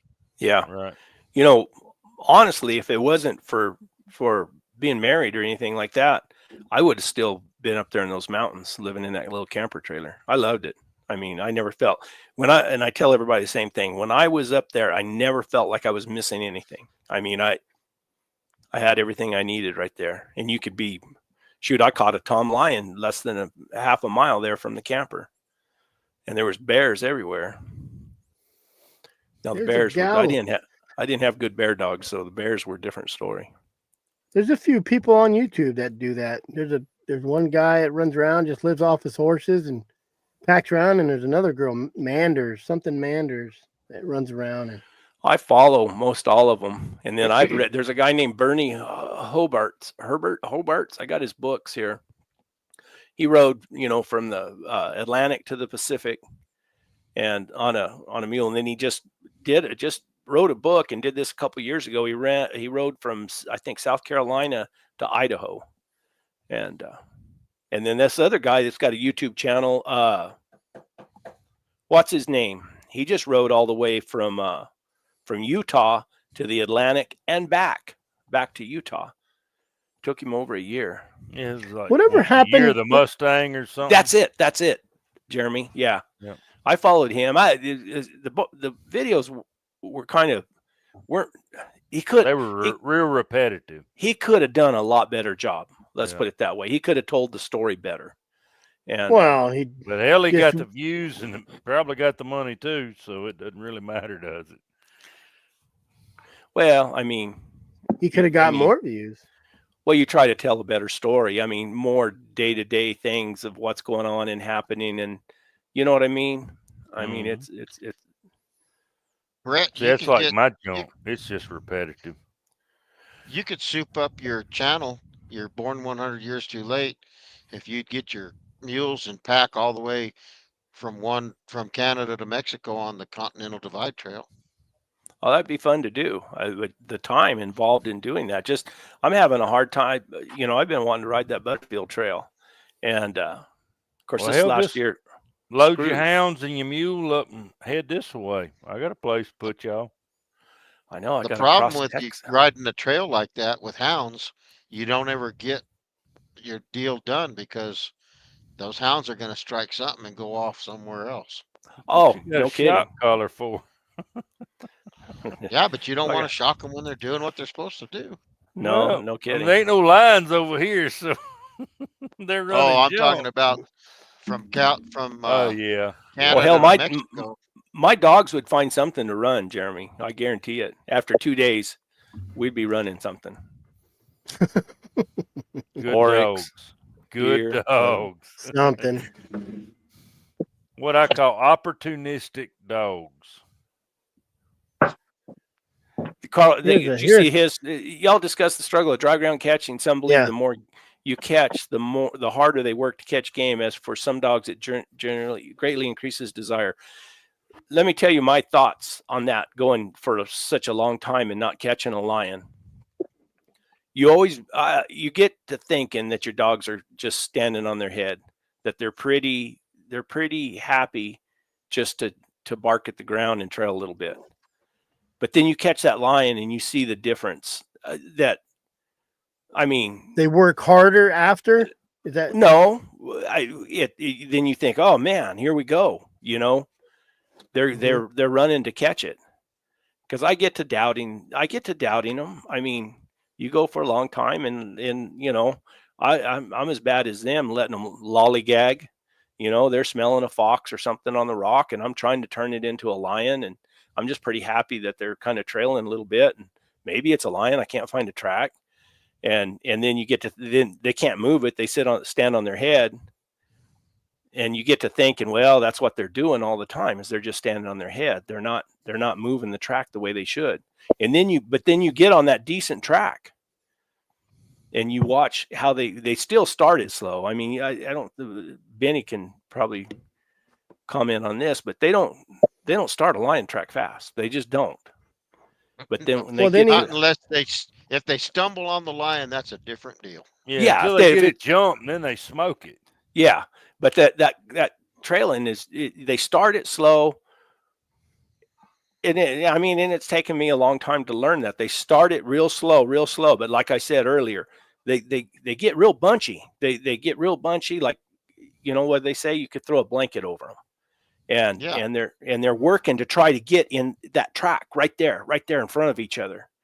And then as they start moving it, it's that steadiness that you can kind of read and see, and they're not lollygagging. And I let my dogs lolly. That's just a new term John Klump gave me. Those dogs are just lollygagging. You're getting good at that. Well, he followed up. He said, if you took your dog to some of these easier spots and caught lions, could it improve the dry ground catching by increasing desire? Oh, I don't know. I think it might spoil an easier spot would make them work less harder, or would you think it'd make them just catching game is going to make them go, right? I think if you have the right dogs, that it probably doesn't matter, right? Am I saying that right? The more game they catch, right, the better they'll be. Well, they get smarter about things. Well, but it's the conditions that's so difficult. And if you took them to easier conditions, spoil them. Yeah, I mean, I don't know, because they're going to do better in easier conditions. I mean, it's just the nature of the beast. Well, look at Jeremiah. True, but I don't know that it would increase their desire any. I don't know, because my dog smoked snow track after working the dirt in 9 months. My dogs might not even get out of the box in the snow. Mine would stay in the box. Well, and the one time that I caught a lion in the snow, with my dogs, I had to show my dog. It took 20 minutes to get him straightened out in the snow, because he wanted to run over and find a rock and sniff it. And he wanted to run over to a pine tree and sniff it. And this hurts my nose. I'm just glad we got this on recording that Benny actually hunted the snow, y'all. Well, and I'll tell you Wow. something. I'll tell you something else. When I was up there, when I lived off grid up there, we get some snow every now and then. But the snow we got there, time it hit the ground, then it started melting out. And what's really frustrating is to have that track you're sitting there looking at, and the dogs can't smell it, and because it's it's Scent's melting out. vaporizing. Yeah, and so that's just as tough, or you get into that stuff where there's snow on the north side of the mountain and you smoke it across the north side of the mountain. Then you get on that sunny side of the mountain and you have a hard time with it. There's What's difficult interesting, it's difficult in anything, I think. sure. What's interesting though, Brett, is on that track that just melted out. Tomorrow you can come back and the dogs can trail it. Freeze that thing back in. Yeah. I don't know much about that. I mean, I don't know. I think it say- takes someone who's hunted lions for 50 years to say, you see that snow melting out, you're not going to catch them. You see that humidity in the horizon, you're going to catch a lion right now.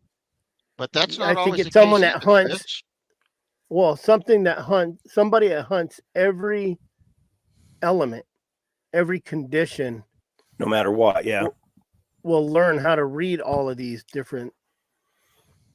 But then we go to barometric pressure, which is a big deal. That has a lot you to don't do really, with it. But you don't really as think far as about it. Yeah.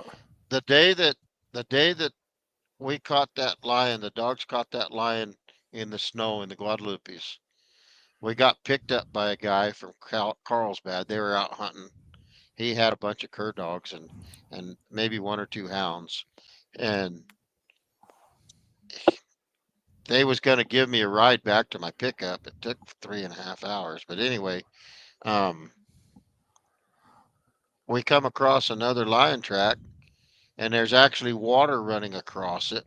It's melted out and it's in the mud in the 2-track. And he said, "Can your dog smell that?" I said, "I can't tell you what my dog can smell."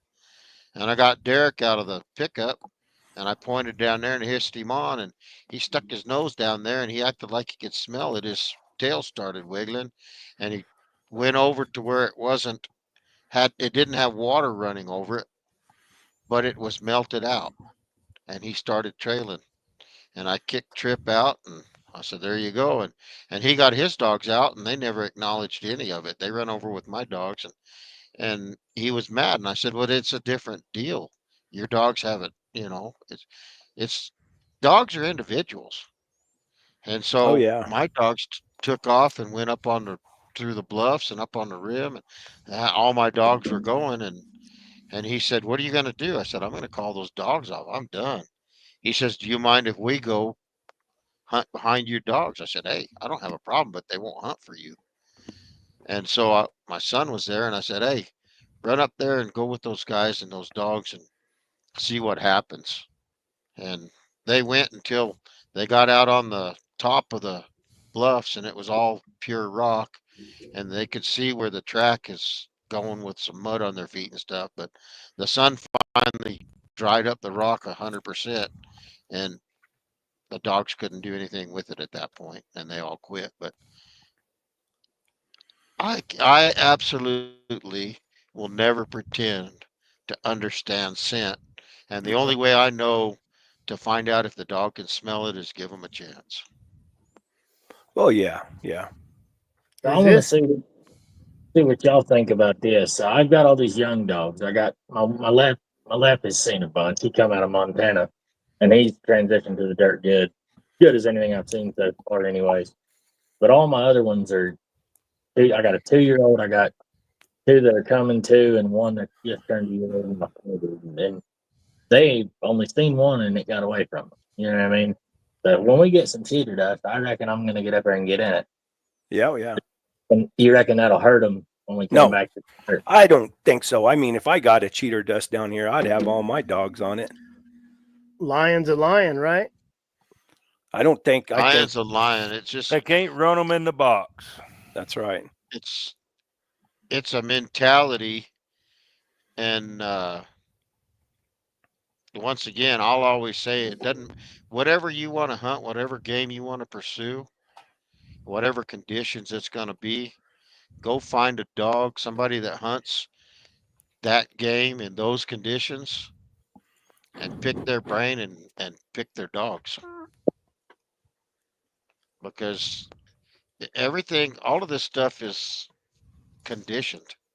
You know, you get a dog that's conditioned for this or a dog that's conditioned for something else. And it's like my dog didn't have a clue about running over there to the next dent in the snow and stick his nose down in there. And it took 20 minutes, like I said. And finally, it wasn't when we caught that lion, that first lion right there the first time, we could see the pickup.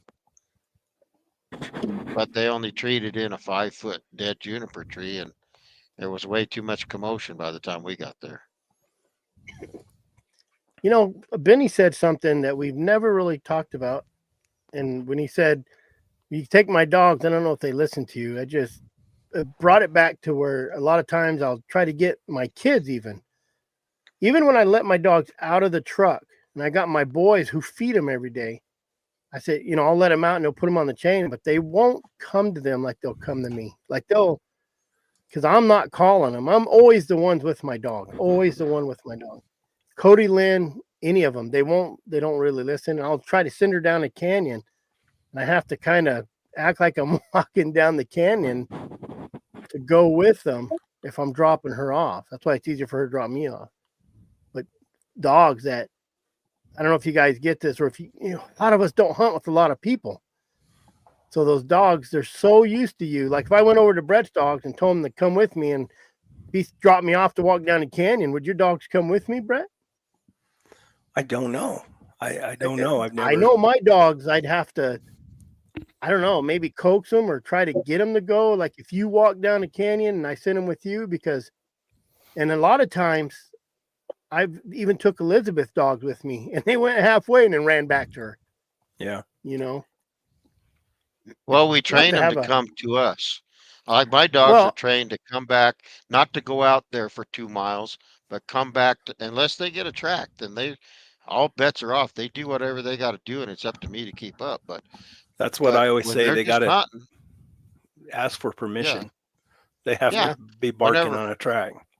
Whenever they're just hunting, I don't want them more than 100 yards away, and they better come back and check with me every now and then, or else we're going to have a visit. That's what I kind of noticed about the run and walk. I got that one run and walker, and then of course Jack half run and walker. They're a lot further ranging dogs than my dogs. They go out a lot further.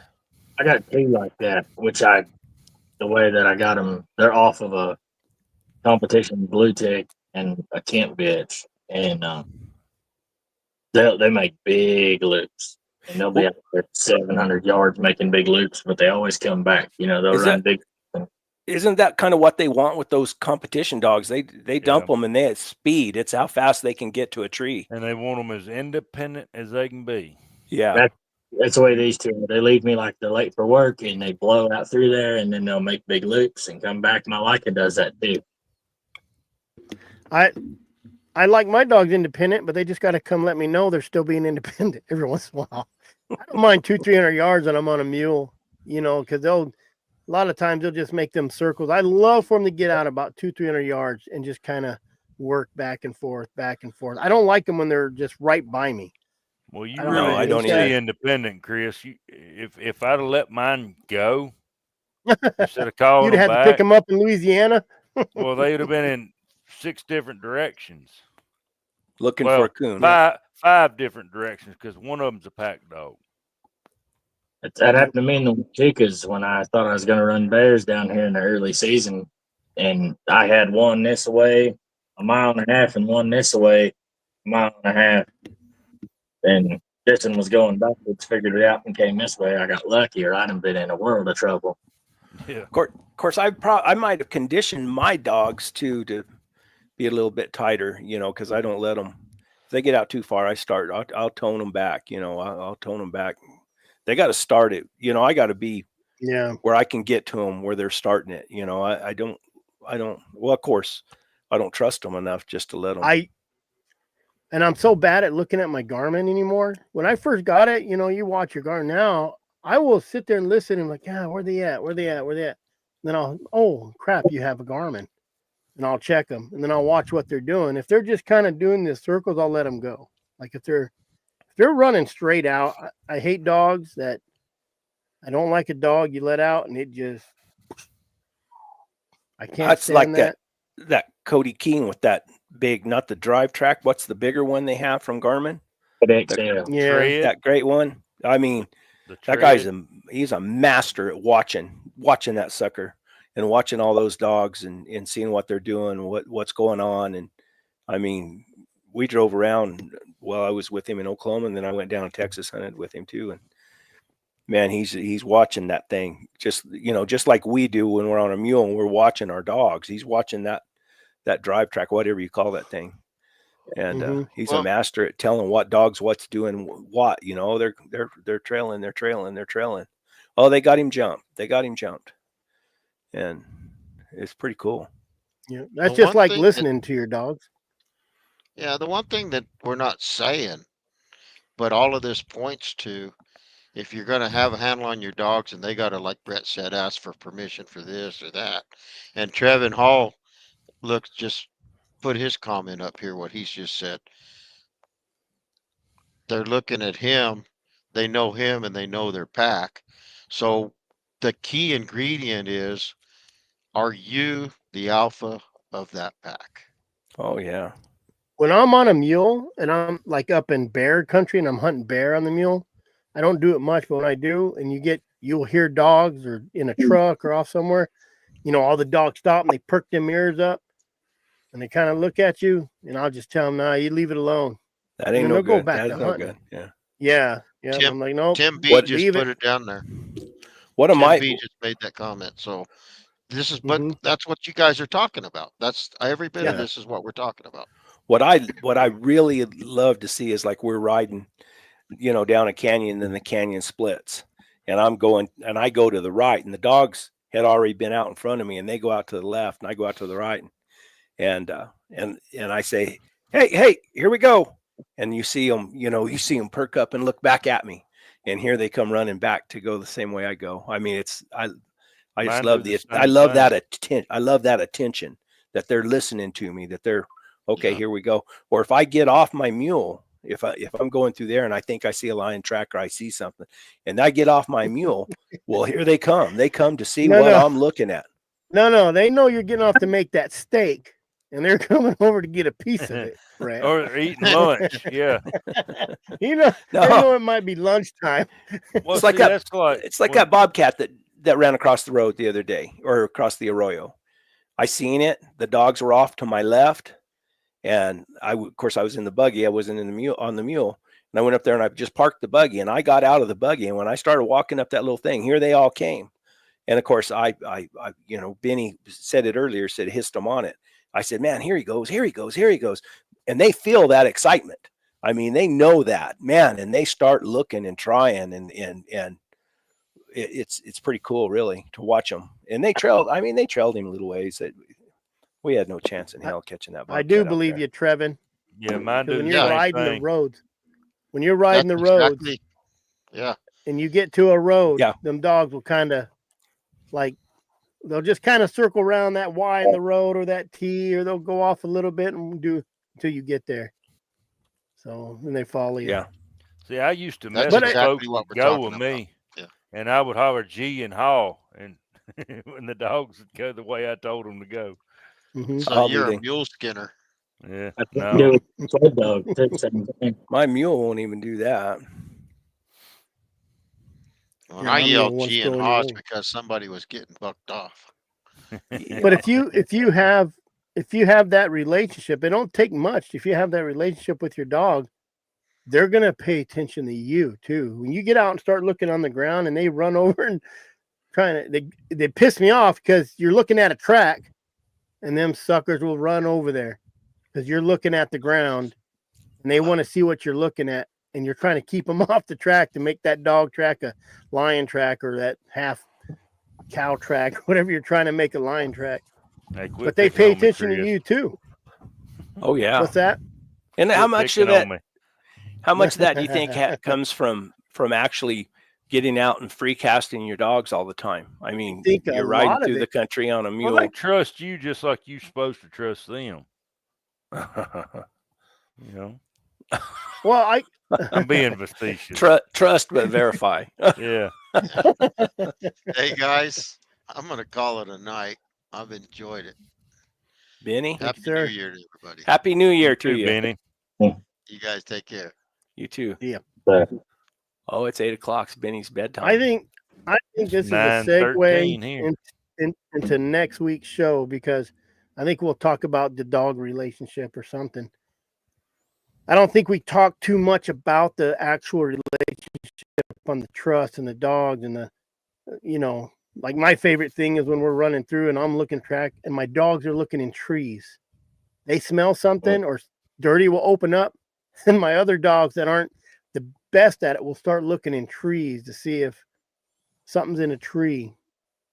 So I'll tell you something cool is when me and Jared was running that female that busted our tail, we come up the canyon where she had went, and they're trailing up the canyon, and there's a little side canyon here, comes in left-handed, and the older dogs, his lead dogs in my left, and they're going up through there trailing on, and they're on 200-300 yards, and my two blue ones hang up in big country females I got. They hung up there and then went left-handed just as fast as they could blow, and they were in there like around, milling around at this like a bluff, like a high wall kind of deal.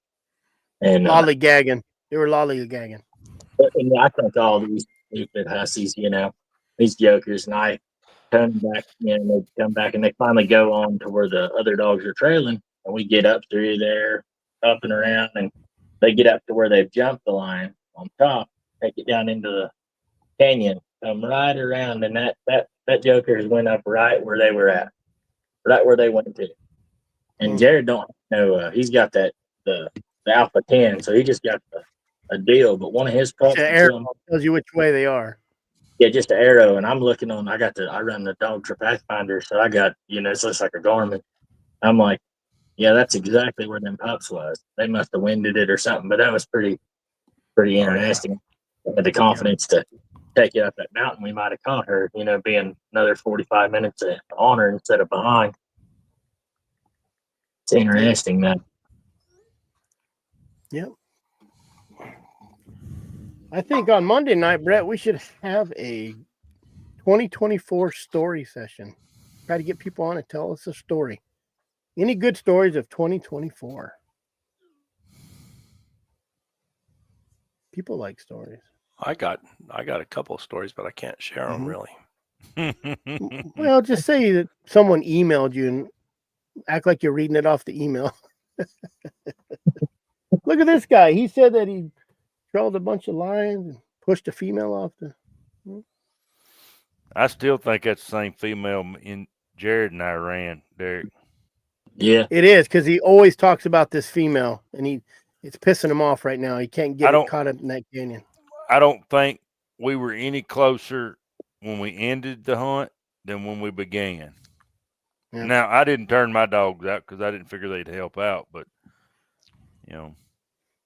I didn't want to hinder his dogs or create bad habits. They may have you're running walker dogs, ain't you? I've got 3 walkers, a cur, a mutt, and a Brittany is what I brought with me. He was ready for anything. Pound. Yeah. Yeah, he was ready. Nothing else will hunt some birds. Yeah. No, the Brittany's grittier than anything I got. Really? Yeah, he'll bite whatever. He don't care. I'll be dang. I got a stinker. Dog fights in the box than anybody. That's the way I like it. He's about half killed, but and he's always the loser. That's what's bad. Yep. I got a stinker that just hunts whenever she wants, right out my window. Drives me crazy. 30-mile-an-hour jumps. Mm-hmm. Well, guys, new year, new me, right? Everybody's going to the gym tomorrow. The gyms are going to make a lot of money for the next 1-2 months. And they'll fade. I've hunted this week. I finally have had time and everything. I've been out what, 5 mornings in a row. Mhm. Boy, I'm jealous. Me too. But it didn't do any good. I did get a lot of exercise. I think I lost 4 or 5 pounds Yeah. chasing oryx. Yeah. Yeah. My plan this year is to try to get that AWDA going, try to make a boatload of money with Cody King and get out there and start doing some. Have you fun been stuff. able to, have you talked to Cody? You got anything going on yet, or? No, he said February. I talked to him Oh, that's right. a few weeks ago. I called him and said, "Hey, you need anything from me?" And he said, "No, we're all set." I said, "All right, go make some money." I got my coffee brand coming out, I think next Yeah. week.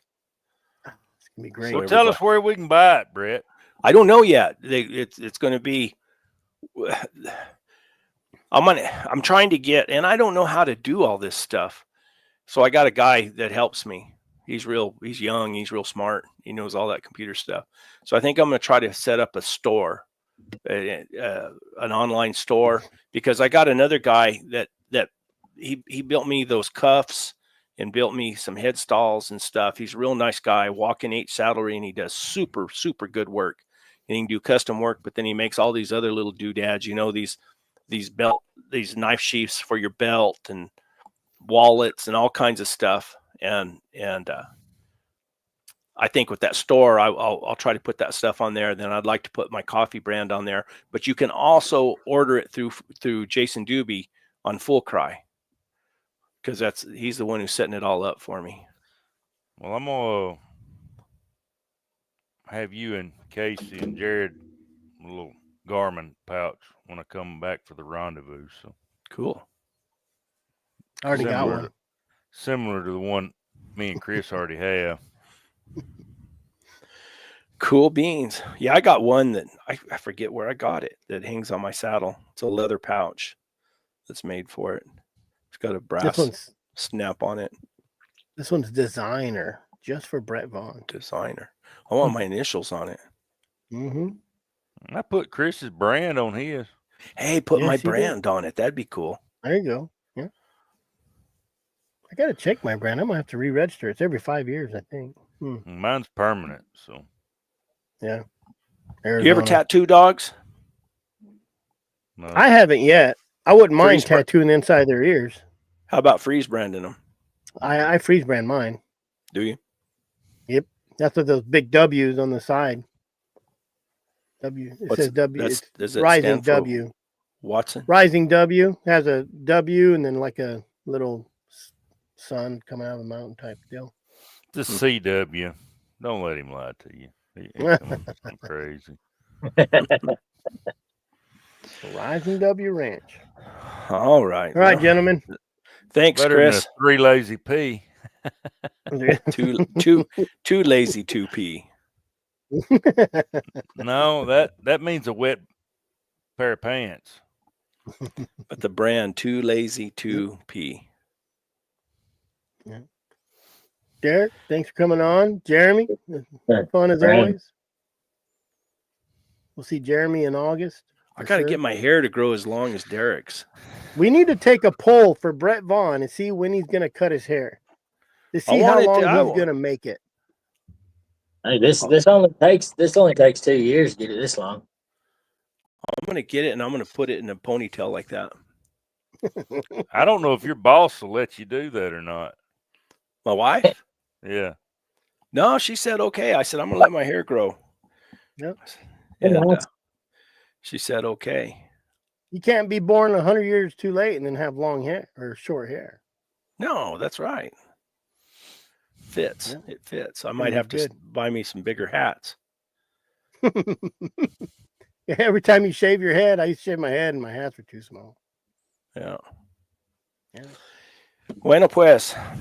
All right. Thanks, Brett. Hasta luego, guys. Thank you. See you. It was good.